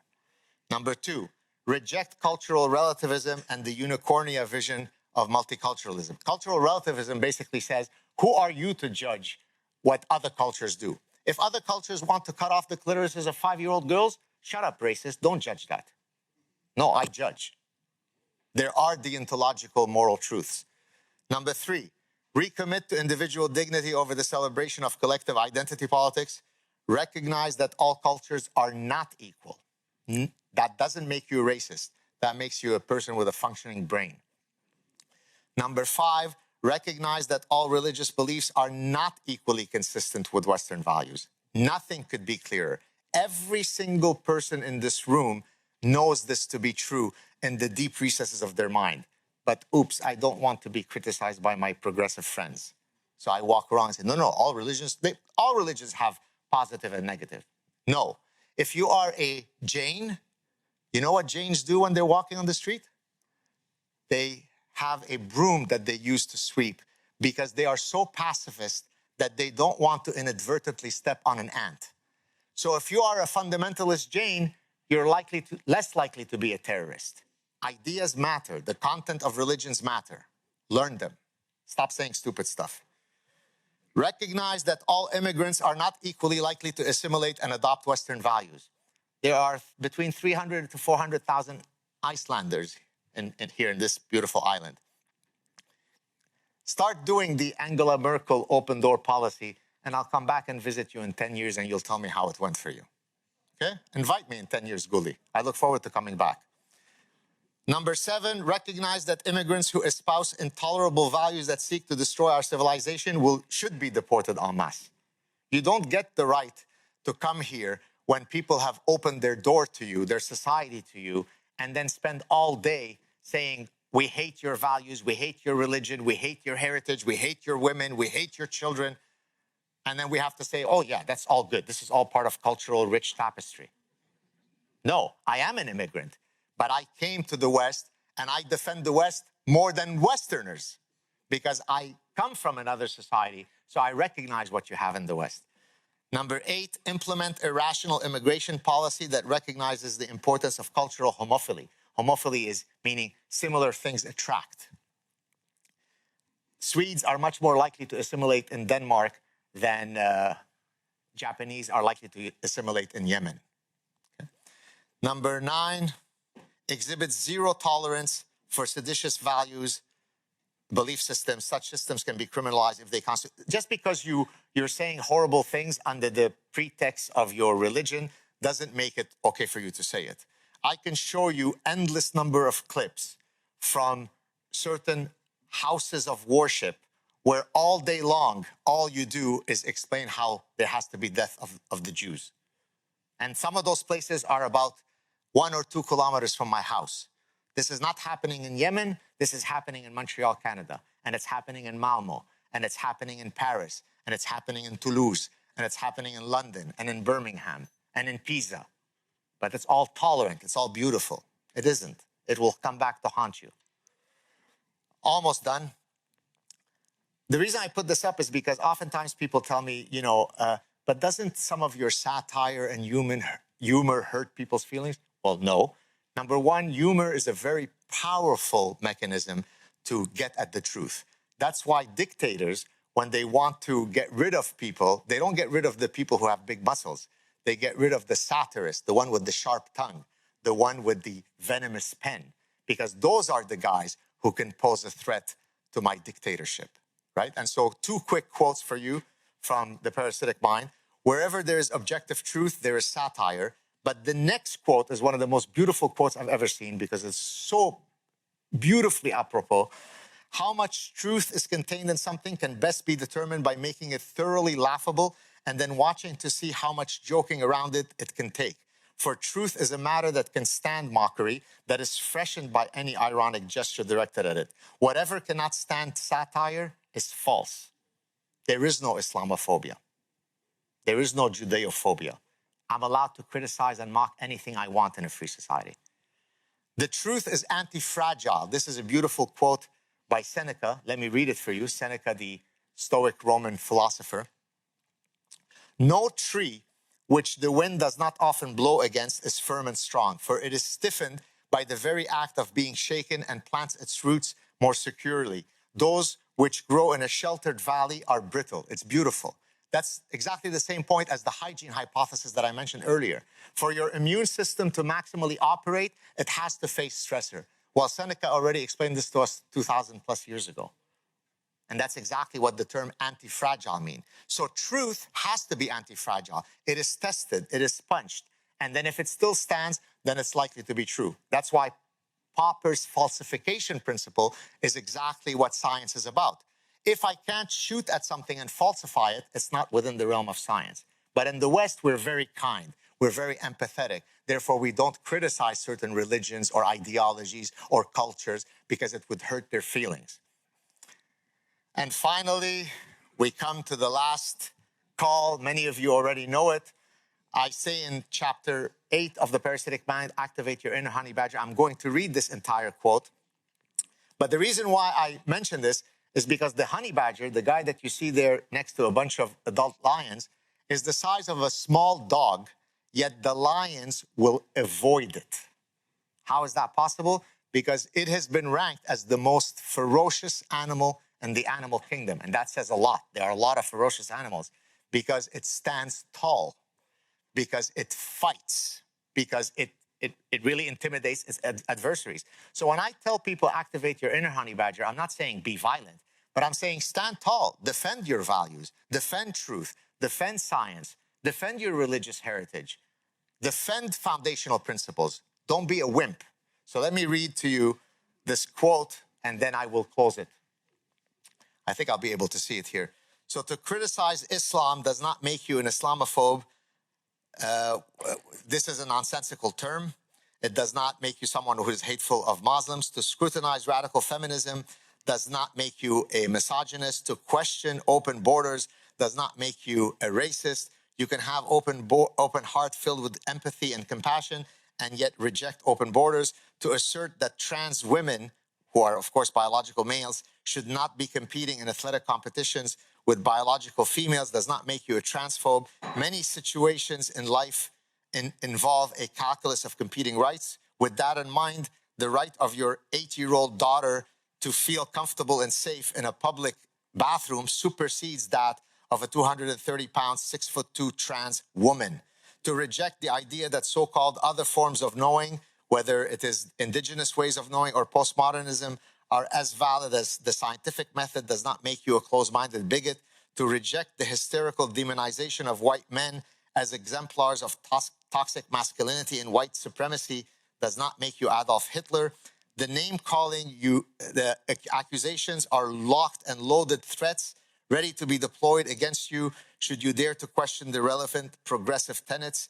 Most people are too afraid to be accused of being racist or misogynist, and so they cower in silence. Keep your mouth shut and nod in agreement, or else prepare to be tarred and feathered.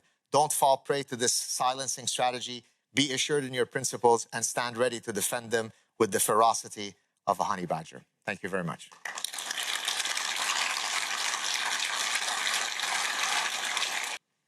Maybe I'll just start. What's the difference between suicidal empathy and sort of heroic sacrifice, where you sacrifice yourself for people? Of course, the main in Western culture, the death of Christ is of course the archetypal example of that. But there are many other examples. People sacrifice themselves for their society, for anyone in need. Right. How can you explain that? So there is an evolutionary explanation for certain forms of sacrificial behavior, and those make sense. And then there is the form that I'm talking about here, which is a pathological form. So if I were to jump into the river to save 3 of my children, and in the service of that sacrifice, I end up dying, evolution can perfectly explain this, because I share on average 50% of my genes with my children. So if I jump into the river and I save these 3 children, and in that service I end up dying, it is completely theoretically acceptable that this is how evolution would work, because it operates at the level of the gene. If I jump into the river and sacrifice myself to save a friend or a random stranger, there's even an evolutionary explanation for that. It's called reciprocal altruism, which is the idea tit for tat. I scratch your back, you scratch mine. And the idea of how that evolved is in the African savannah, when we were running around avoiding predators and trying to get enough food to survive till tomorrow, we faced endemic caloric scarcity and caloric uncertainty. So now when I bring down the big meat, the big game, I can't eat all of it. So even if Gulli is not in my family, I might share some of my food with you with the expectation that at some future date, you will reciprocate. So the idea of why I might do something for a stranger or for a friend is usually built into the mechanism of expectation of reciprocity. Or, as I think I discussed with you privately, heroism is a sexually selected trait in that men engage in heroic acts as a form of sexual signaling because it usually raises their reputational advantage, right? I mean, very few women say, when I fantasize about the ultimate man, I want someone who's very cowardly, who's pear-shaped, who's afraid of his shadow. They typically fantasize about, we have the fireman fantasy. This is why my wife and I wear a fireman suit on every Tuesday. That's not true. Take that away from the camera. Not true. No, but seriously, right? It's women are attracted to men in uniform because usually those men are exhibiting a profession where they have to be heroic. The cop, the fireman, the Air Force pilot, the Navy SEAL, right? They're not usually attracted to the guy with the logarithmic table in his pocket. Yes? Not to imply that nerds cannot be sexy, but okay. So there are many evolutionary pathways by which sacrificial behavior and heroism could be selected, but this is the dysregulated version of that. This is me demonstrating that I am so progressive and so committed to that ideology that I'm willing to commit, as I explain in the book, civilizational seppuku, right? Seppuku is a ritualistic honor suicide in ancient Japan, where in the samurai society, where there is this great premium on honor, if I dishonor my feudal lord, the only way I can regulate that is by committing an honorable seppuku. I kill myself in a very dignified, honorable way. There's nothing dignified about saying, my society sucks, rape my women, destroy my culture, bring down the statues of my heritage, and take over. Isn't this suicidal in a broader sense? So it's suicidal for other people. Yeah, exactly. It's not, if it was only you, it wouldn't be that bad. But it's your society, it's the people that you're killing everybody around after.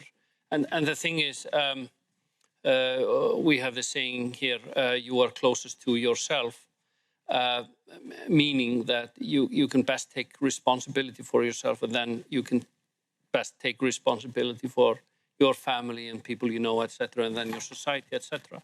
So it makes sense that the responsibility is targeted on people that you actually can help. And while the people, if you're very empathetic about people that are far away on the other side of the world, what does that tell you about a person? Have you seen this meme online where certain people, people on the left, they're more compassionate about things that are far away from them, even, to the degree of space dust. Yeah, exactly. And while people on the right are more empathetic towards people that are closer to One is linked what does it tell you if someone is more empathetic towards space dust? Yeah. If I were to ask every single person in this room, are you more likely if you have children? There are two scenarios. There is a bus hurling towards your biological children. And by the way, there are in moral philosophy these types of experiments. It's called the trolley problem, right? So if I were to ask you, are you more likely to save your biological children and jump in front of the bus to save them, or save random children in Africa? How many of you here would say, every time I would choose the random strangers in Africa over my own biological children? Wow, nobody here, eh? You're clearly driven by racism, right? Well, no, I would love to save every child in the world, but if given the choice between saving my own children or random children that live in Namibia, then the decision is very clear. And you would literally be an anti-evolution anomaly if you chose the random children in some faraway stardust land, right? And so, yes, it's nice to expand the moral circle, as Peter Singer said, but that calculus has to be rooted in biological principles. Suicidal empathy gets rid of all that. Well, there are people that have that responsibility and are in a much better position to help the people in other parts of the world. But isn't empathy, even if it's not very well explained by biology, isn't it still a beautiful thing in itself? if it's properly regulated, as I mentioned earlier. So empathy is a fundamental lubricant of human sociality. So it is essential, but it has to be regulated within functional regions. Many psychiatric disorders, by the way, at the individual level, are the dysregulated version of an otherwise adaptive process. You understand what I'm saying? So in the same way that I mentioned earlier, OCD is a dysregulated manifestation of a mechanism that is evolutionarily adaptive. So empathy is great. Pathological suicidal empathy is not. Before I go to your questions, I have one more, sorry. When you were speaking earlier, I was thinking, what is the transfer mechanism for the idea pathogen in a person? What is it that makes this idea, spread alluring from that person? Because that's always a part of the model. So, yeah, that's a great question. So early in the Parasitic Mind, I addressed this question. I say, why is it that these parasitic ideas are so alluring? Why is it that some people, can fall prey to them? And I think I have a reasonable expectation. So I argue that all of these parasitic ideas start off from a noble place.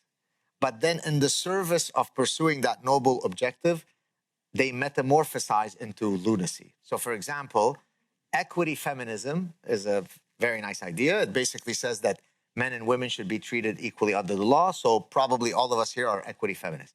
But then radical feminists come along and they say, well, that's not enough. In order for us to squash the sexist, misogynistic patriarchy, we now have to promulgate the idea that men and women are indistinguishable from each other.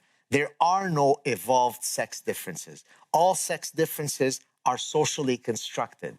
If we spread that message, then we can fight against the status quo. So in the service of fighting sexism, if we rape and murder reality, so be it. It's okay.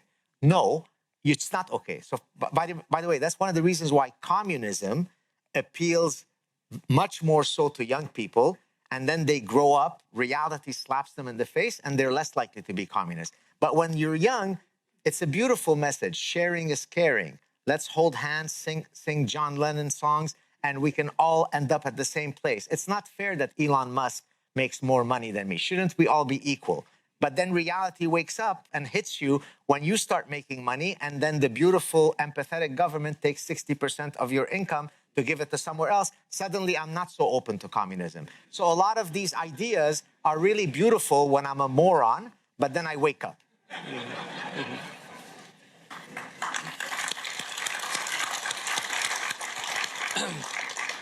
But don't these ideas also spread through, like, because they give the zombie a status of a victim, they give the zombie a status of a savior, a heroic savior, of course, social justice warrior. Exactly right. So they're after that, but still they're zombies in the sense that they're useless, in anything that's practical or helpful. It's a form of narcissism, and there's a term. This is not my term. I can't remember the gentleman. I think it's Voegeli. His name is William Voegeli. He talks about pious preening. You know what preening means? When you kind of walk, kind of like the peacock. So I can peacock by showing my Maserati, or I can peacock by adopting some of these parasitic ideas that demonstrate how unbelievably enlightened I am. But of course, you're not. You're just denying reality. So first question here, it's at the top. You can vote on these questions. I'm going to use first names. It's a very practical question. How can a science-minded parent or leader push back on woke ideology in schools or companies without social or professional backlash? So I've gotten this question for decades now, and let me answer it first by giving you a reality that I have often faced. Here is the exact same email that I've received maybe 50,000 times so far. Dear Professor Saad, tons and tons of beautiful words. The last sentence, if you decide to read this letter on your show, please don't mention my name. Then I write back and I say, dear so-and-so, thank you for your lovely words. don't you think that the last sentence in your email is precisely why we are in the current problems, right? Everyone always has a justification why it shouldn't be them that incurs the risks and the costs.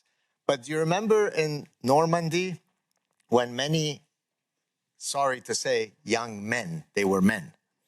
They weren't trans, they weren't women, they were men. The men, no, maybe they were women, true. When they landed on Normandy, most of them knew that they stood a very small chance not to be defriended on Facebook, not to be scolded by their woke boss. They were going to be mowed down like little mosquitoes.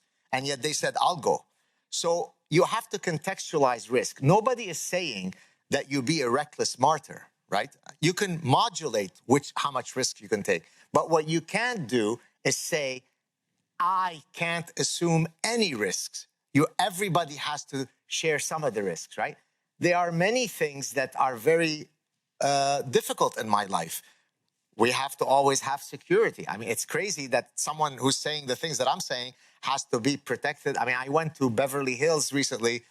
It was very nice. I received this beautiful award. If you saw the amount of U.S. Marshals around me, you would think I'm, the leader of the Nazi party coming. There's this professor, 5'7", the height of Lionel Messi, with a smiley face, who's going to talk about science, freedom of speech, freedom of inquiry, and I need all this protection. Why didn't I say I can't afford to have those costs? You know why? Because at the end of the night, when I put my head on the pillow and I want to sleep well, if I feel that I was in the least bit cowardly, I would have insomnia. So I would ask each of you to abide by this code of conduct. There's always some justification for why I shouldn't do. By the way, in academia, Professor Saad, I would speak, but I don't have tenure yet. Okay, now you get tenure. Professor Saad, I can't speak because I'm going for full professor. Now you have full professor. But Professor Saad, I can't speak because I'm going for a chaired professorship. Now I have chaired professor. Professor Saad, I can't speak because I'm applying for a government grant. Now you have the grant. Now you retire. You never spoke. But some of them speak when they're retired. Exactly. Yes. That's cowardly. So speak. I understand there are costs to bear. Just don't be completely quiet.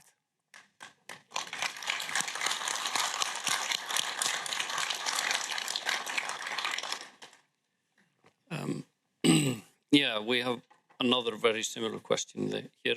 I'll skip that. A top question here is from Dr. Matti.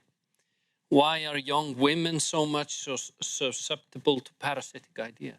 Yes, I actually talk about this in my forthcoming book. So women on average score higher on empathy than men. I mean, under the good version of empathy. And so it makes sense that they will be more susceptible to have their empathy module gained because they already are naturally, and there are evolutionary reasons why we might expect women to be slightly more empathetic than men. And so evolution has already endowed a sexual dimorphism when it comes to empathy.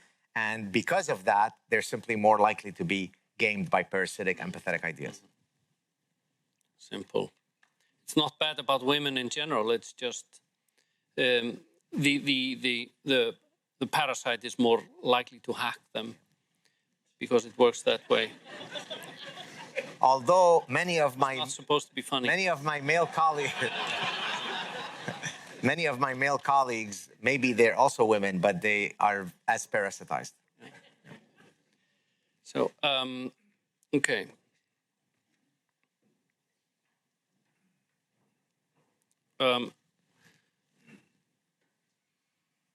Okay, many of the questions are similar. Why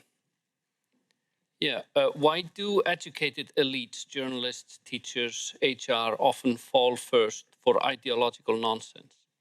Is it status, fear, or something deeper? I mean, it's a bit of all. Usually, so I can answer it from the original cause, which is in academia. Why is it that every single one of those parasitic ideas, they all originate from academia? I always remind people because it takes intellectuals to come up with some of the dumbest ideas. But in all seriousness, there is a more fundamental reason for that, which is once your ideas are not autocorrected by reality, then you can spew your bullshit, right? So, for example, the business school and the engineering school are some of the disciplines that are least parasitized. Not fully inoculated, but a lot less parasitized. And I argue that's because there is a very quick autocorrection from reality. If you're an engineer and you build a bridge using postmodernist indigenous physics, there's going to be a consequence to that. If you build a mathematical model to study something in economics or in consumer choice that's based on postmodernist indigenous ancestral knowledge, you're going to lose a lot of money. And so because of that, you're inoculated against bullshit. But most professors that operate in the ethereal world of nonsense can spew this stuff, and 21-year-olds go, oh my, professor, that sounds so good, because they're never slapped by reality. Speaking of academia, because you had this slide of the ratio of Democrats to Republicans in different fields, where the lowest was 1.6, and it was up to what, 108 to 0 and 133 to 1. Okay. What would you think about a country that had the ratio of something like 50? Meaning Iceland? Yes. Because according to a poll, I think it was 98%. I might be wrong. It could be 95%. 98% would have voted for the Democrat last time. So, what do you think is going on there? And I'm saying this is going to sound humorous, but it isn't. You face a much greater existential threat from that ratio than you do from any eruption of a volcano. And I mean that literally. Because the volcano might come in 1,000 years. But for example, if you have an open-door immigration policy, Iceland will cease to exist much faster than any flowing lava.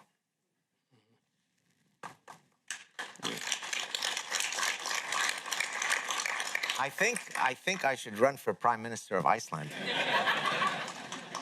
You're going to have to become an immigrant first. See if we let you in. That one, I might be able to. I thought you were going to say you have to be taller first. That one I can't change. Well, people will only see you on camera. Oh, good. Control the angle.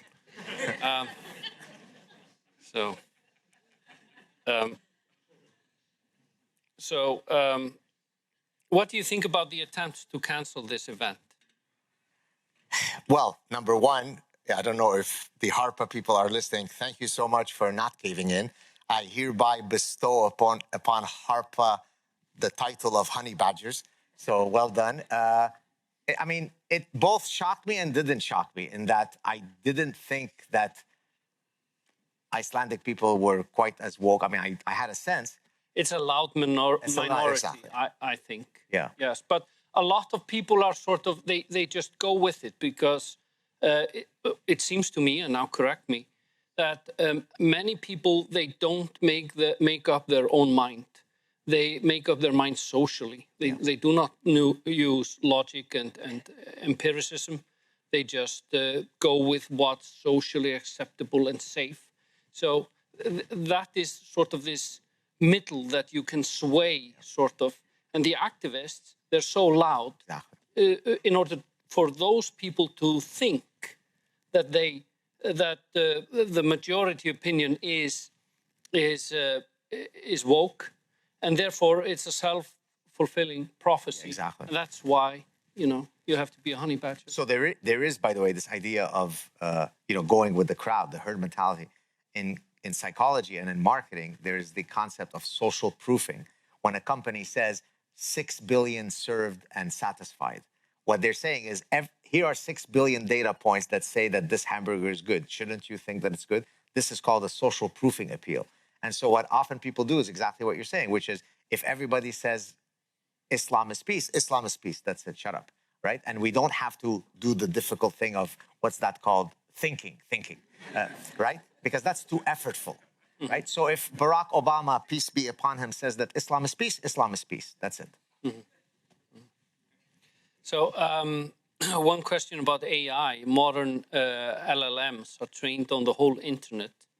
and surely infected with a mind virus. Well, I've tested that myself. Yes. You probably have. How can we inoculate ourselves if our AI advisors are already infected? Well, that's a good one. Well, if you remember, I think it was Gemini. Did anybody see when so who run? I'm looking at you because you're a computer scientist. Who was behind Gemini? Was it Google? Yeah. So Gemini, when it first came out, and you would ask it, please show me examples of the founders of America.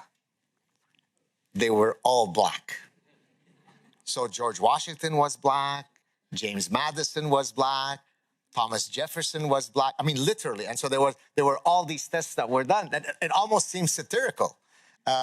So that's it. I'll leave it to the computer scientists to inoculate AI, but obviously it could be gamed. So yes, that's a serious concern. From Steinar, Karl Popper's open society seems to be the dominant worldview of which wokeism springs. Will this view collapse soon, and will it be replaced by something else? Well, I hope that it collapsed. Look, again, my message is not an anti-immigration message. I often get, frankly, imbeciles who write to me and say, but you're an immigrant and your buddy Elon Musk is an immigrant. So aren't you being hypocritical when you rail against immigration? That is as smart as the following. You ready? The domestic cat is a feline. The wild lion is a feline. They're both called feline. That's why I'm equally likely to cuddle with my house cat as I am with a lion in the wild, because they're both called feline. It's the same word, feline. Right? It's that level of stupidity. So the fact that he's called an immigrant and he's called an immigrant doesn't mean that they are equally likely to assimilate. So a rational immigration policy says, yes, of course we are enriched by immigrants as long as they are congruent with the values of the host society. If yes, come in, my brother. If no, get your ass back to wherever you came from. But what do you do? Do you exclude certain groups, or do you try to do it at an individual level where people actually have to be asked questions about their fundamental beliefs? I'm not a fan of this one because it doesn't take a terribly smart person to know what the right answers are for me to be vetted. Yeah. Right? Do you believe in equality between men and women? Yes, sir. Yes. Do you believe that it's wrong to have child brides? Yes, sir. Yes. Do you believe that it's wrong to have female genital mutilation? Yes, of course, sir. Do you love homosexuality? Are you okay with homosexuality? Yes, sir. It's not difficult for me to know what you expect me to answer, but then I come in. Now, if 2 of us come in, it doesn't matter. If 6 million of us come in, let's take an example. We have, is it 300 in Iceland or 400? How much is it? Closer to 400 now. We have 400,000 people in Iceland. And I want you to really answer this as comfortably as you can. Do you think that if tomorrow, I am Prime Minister of Iceland, and I decree that 200,000 Danes should come into Iceland, or 200,000 people from Waziristan in the tribal territories of Pakistan should come, do you think that there is an equal likelihood that Icelandic values will be retained under both scenarios? And if you do, please raise your hand and teach us something. No, because you're all very progressive. So 200,000 from Waziristan, 200,000 from Denmark. They're not equal? Okay, so maybe you're not all lost. Okay, there is a reality to immigrants. They come in with a cultural and religious baggage. Some of that baggage is beautiful, right? I benefit from other culinary traditions and other languages. Those are the beautiful parts of multiculturalism. But if you believe that homosexuals should be thrown off rooftops, probably this is not consistent with queer identity in Reykjavik. But what should the rules there then be? You know, should there be just an immigration ban on Muslims, or Muslims from particular countries? How can you work this? I wouldn't be comfortable, and not because I want to be politically correct. I wouldn't be comfortable saying Muslims, because I may have more in common with a Muslim secularist than an Orthodox Jew. And so if I'm going to be abiding to my principles, I can't. So it is your values that matter to me. And so if there is a machine, But you can lie about your values. you can. So, but certainly what you can do is play the statistical game, which is to say, maybe don't let in millions of people from that society. To quote us, perhaps. Exactly. I know that people might shift in their seats feeling uncomfortable because they're so kind and... It's not a clean solution. But life is not so clean, yes? So for example, okay, let me draw an analogy. How many here would have a 17-year-old young teenage girl serve as a babysitter to your kids versus a 37-year-old male serve as babysitter to your kids? Can I have a show of hands? Because you're all so kind and empathetic in Iceland, not like me, who's this really monster guy from Middle East. How many of you would be just as likely to have the 37-year-old babysit your 12-year-old daughter than the 17-year-old? Can I have a show of hands of... You would have the boy, the men. Can you explain to me what's the rationale so I could be more empathetic? Because the other idea would be very stereotypical. Okay. It depends on the individual, it depends on the situation, and I wouldn't just jump into a conclusion regarding the person I would ask to look after my children. What would be the test that you would have to do to ensure that the integrity and safety of the body of your children could never be violated by the test that you use? You can never be sure.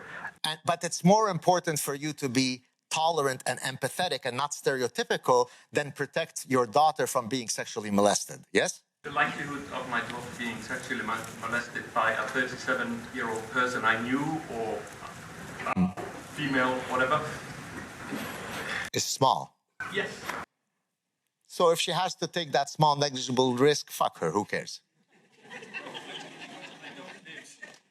In a situation where I'm scared of almost everyone, Yeah. I use likelihoods to select people instead of just knowing them. For example, I am a psychologist myself. Yes. So I have some knowledge of people, and I would never use such crude methods. You're a lot more compassionate than I am. In my case, I am a teacher. I'm a preschool teacher, so I'm 32. I'm reaching 37 in some years. And I have also co-workers who are also older than me, men. Of course, the teaching profession is mostly dominated by women. But there are men, and I think we are doing a good job. We are honest. And we are not there all of students, but first we have to show a curriculum. We have to be interviewed, so we are persons. And I think, yeah, of course, I understand your point, but maybe it's not smart to take it too far, to the extreme point that, yeah, it's not good if a man is just close to the child, because it's just maybe going backwards to, I don't know. And then, yeah, and also statistically, as far as I know, for example, the children who are murdered, and that's worldwide, statistically, they are murdered mostly by women, for example. Of course, there are many eventually murdering kids, but it's mostly women for, well, several reasons, because they are perhaps more often at home with them and other reasons. But this, for example, these statistics also, they provide some nuances. Yes. Yeah, that's... I think congratulations, because you both are probably going to make it in my next book on suicidal empathy. Yeah. So let me address this, because I often hear this kind of stuff. But I do thank you for mentioning it. Is it true that men are taller than women? Is that a scientific fact? Yes? Does anybody? Okay. My Aunt Linda is taller than my Uncle Roscoe. Oh shit, that proves that the first statement is false. No. The statement that is true as a statistical fact is different than a violation of that statement at the individual datum.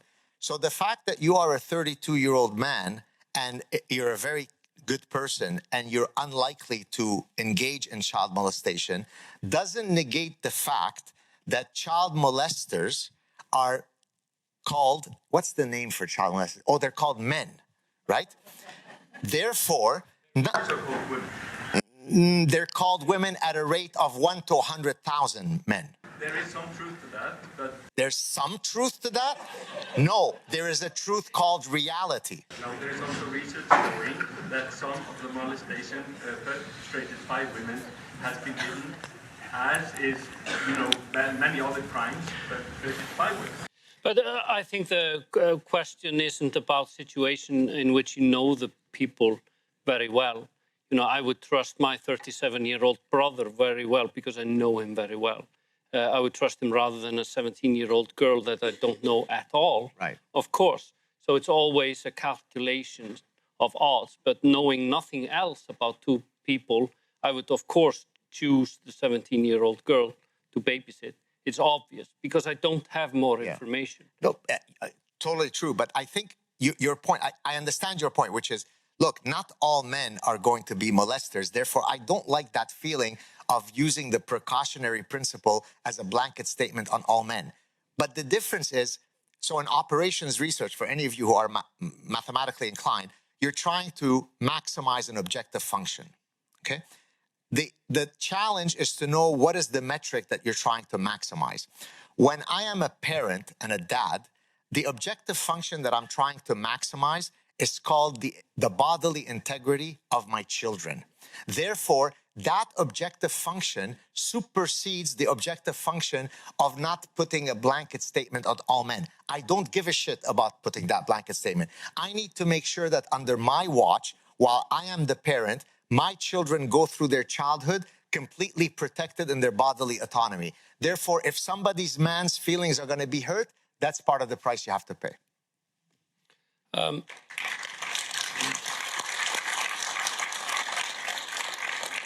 I have a question from Ottar. Do you agree that the success of capitalism can be the source of its downfall?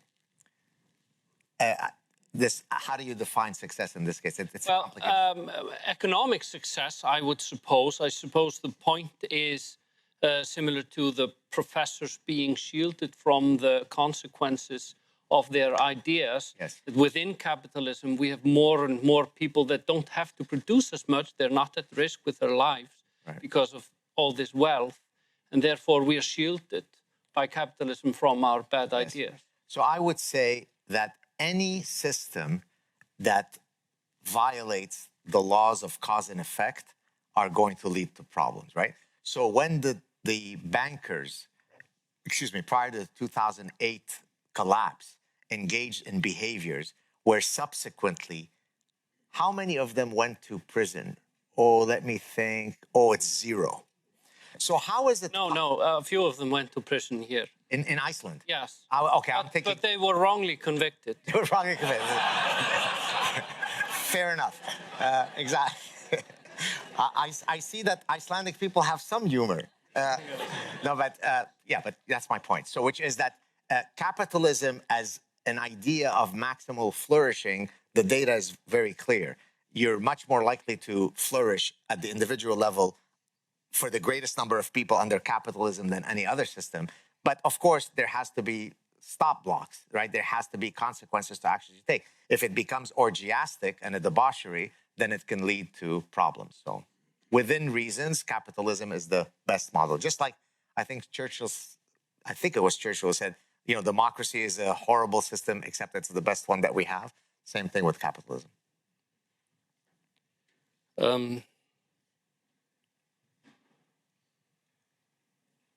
I'm going through the questions here. Some of them are not good.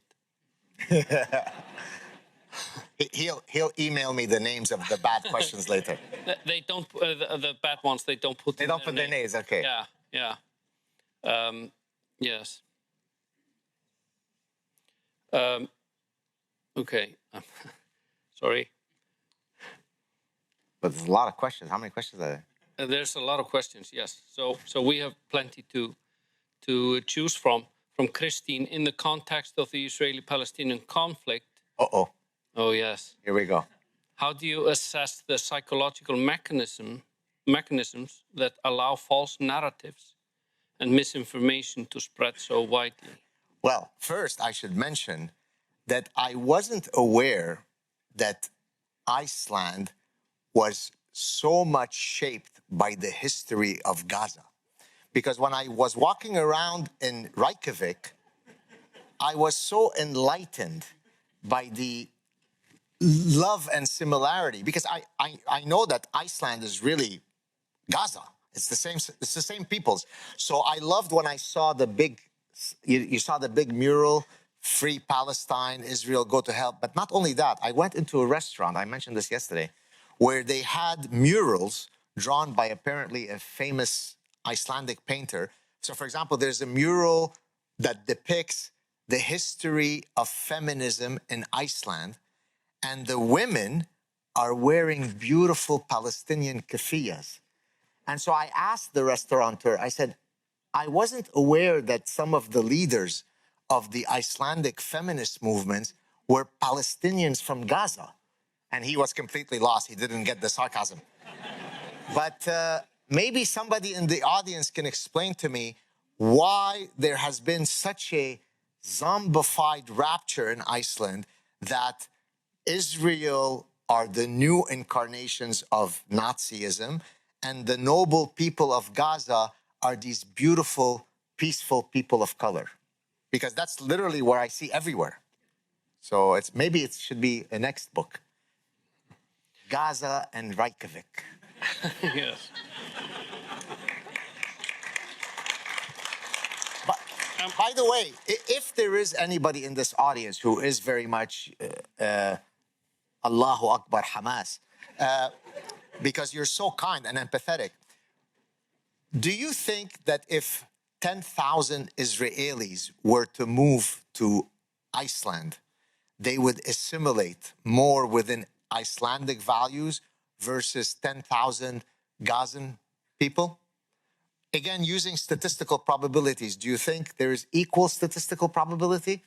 Or do you think that it's reasonably clear which of these two societies has more in common with Israel? Because a lot of times people ask me, oh, but your positions are due to the fact that you're Jewish. Absolutely not. My positions are due to the fact that one model of society in the Middle East is the closest to Western values, and the other one couldn't be any more different than Western values. And yet, beautiful people from Reykjavik decided that the Gazans are worthy of their empathy a lot more than the mean Israelis. And by the way, October 7th never happened. On October 8th, really mean Israelis decided to commit a genocide on the beautiful people of Palestine.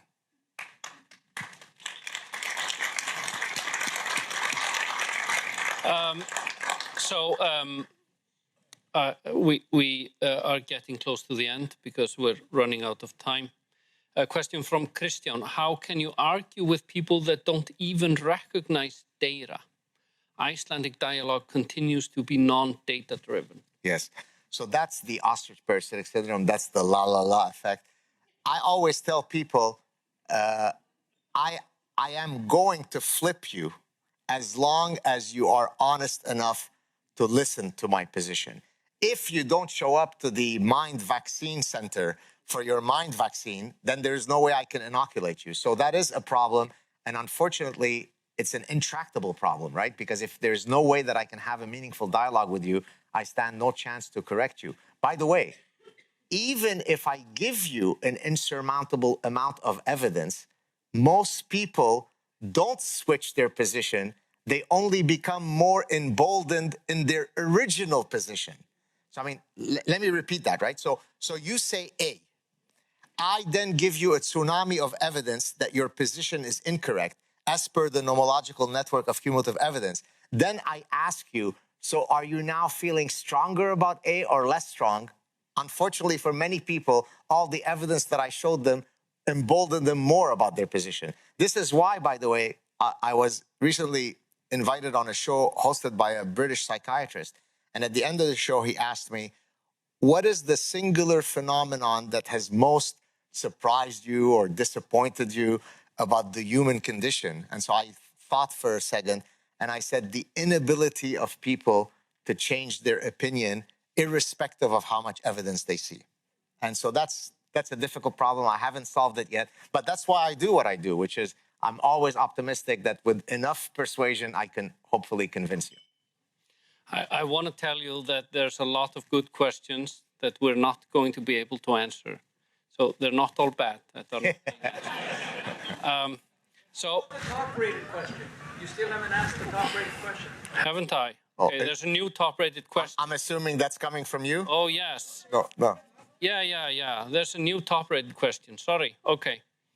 I had to scroll to the... It's by SDG, isn't it? Yes. The media will only discuss Middle East immigration on an individual or family basis. How can we get them to look at the big picture and the long-term effects? So in a sense, that speaks to the question we were discussing, which is at the individual level. So I'll give you an example. If I criticize the views of Islam on homosexuality, so some imbecile on Twitter will come to me and say, but my friend Ahmad is gay and he eats pork and he's very sweet and he loves the Jews. Oh shit, okay, you proved me wrong, right? So what people do is they use a singular exemplar as the manifestation of the bigger statement, right? I am 37 years old and I've never molested children, so it's not fair to me. Statistically speaking, 37-year-old men are more likely to molest children than 17-year-old girls. That's an incontrovertible fact. If you don't think that, I will find you a psychiatrist to go see. Even though most 37-year-old men don't molest children. Both of those statements are true. And so that's a cognitive obstacle that, again, stems from suicidal empathy. Because when I explain something at the big picture level, someone will always find a singular exemplar that seems to violate the statement that holds true at the right. But Dr. Saad, my parents are Muslim and they never said one bad word about Jews. Oh shit, okay, that means Islam loves the Jews. That means all of the Jews that have been killed throughout all of Islamic history, that didn't happen because your parents never said anything against the Jews. But that's a reflex of people whereby they don't use statistical reasoning to come to conclusion. They use their personal experiences because those are vivid in my mind. Yes. But you also used the argument before to look at your first God, Saad, before you're Lebanese. Yes. And before you're a Jew or anything else. So you also, there is a role for looking at the individual on this. So, so it's a tough decision to make. How do you actually make the policy? Is it going to be quotas, or are you going to try to pinpoint the individuals likely by... How about this? We could start with this. Any imams that on Friday sermons, we videotape them saying things that are perfectly antithetical to our values, how about we start with them and deport them? Then we can worry about the rest. Or if someone comes swinging a machete down the street. Exactly. Yes. We had that first example in Iceland just... Recently, yes, I heard. Last week. Yes. Yes. So I'm sure that many people cried because the Islamist was going to be mistreated. Yeah, we were all worried that it would create more Islamophobia. Exactly, yes. By the way, just for you guys to know, in suicidal empathy, this is I'm being truthful now. I'm not joking. I have a section where I talk about how MIT hosted a talk. MIT, Massachusetts Institute of Technology, one of the most prestigious universities in the United States, hosted a talk explaining how Islamophobia causes climate change. So there are two more questions. One, the top-rated remaining question from Brynja. How can we explain the increase in transgenderism in the world? And how can we explain why the human species turned transgender? Are there other examples in nature? So there was a paper that was published, and I cited in the Parasitic Mind, by a physician who was I think she was a professor at Brown University, one of the Ivy Leagues. And she was, I believe, the first one to show very clear epidemiological data that transgender, in terms of its prevalence, was a social contagion, right? I mean, there was literally a time when in our daughter's class, this was probably, she was in grade 7 maybe, so she's 12, 13 at the time. I think something like over 50% of the kids were transgender. That's simply statistically not true, right? But it's a social contagion. But before this became a social contagion, there were cases Yes. of this. But 1 in 10,000. Much, much fewer. 1 in 10,000. But what is the reason for them? Why does it exist? What is it? Oh, so it's a sex typing. I mean, there are several theories. The one that is most accepted, but it's not one of those that is absolutely definitive, like some of the things I talk about, is that during the developmental stage where the brain, the body, our sexual preferences, our sexual orientations are being sex type, there are developmental things that can go awry. Now, people don't like to hear those words because if you say they can go awry, oh, are you saying that transgender people are not normal? Well, in the grand evolutionary sense of there are two phenotypes called male and female, and you should expect if you're a sexually reproducing species, for sexual attraction to happen a certain way. In that sense, they've gone awry. So I'll give you a very quick example that relates to this kind of sex typing. And now I'm going to lose you all because you're going to all start looking at your fingers. Watch. So there is something called the 2D, 4D ratio, which is if you look at the length of your index finger and your ring finger, that's a sexually dimorphic trait, meaning in men, the ring finger is much longer than the index finger. In women, the two fingers are almost the same length, okay? Now, you might say, why am I talking about this in this context? It turns out that what determines this trait is the amount of androgens, testosterone, you've been exposed to in utero. But sometimes you could have males that have more feminized digit ratios, and sometimes you could have women that have more masculinized digit ratios, and that digit ratio has been linked to sexual orientation. So sex typing in the developmental phase is a very complex process, and things can go awry. You're exposed to too much of this, too little of that, things can happen. So one argument is that transgenderism, there are different forms, is a result of these types of mechanisms that go awry. Last question. It is, how can you cure someone, a host of parasitic ideas? Read The Parasitic Mind and read Suicidal Empathy and consume all of my lectures and do it twice a day and you'll be cured.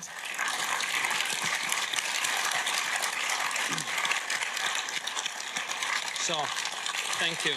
Thank you very much. Thank you. I'm going to give you a gift here. Thank you. So,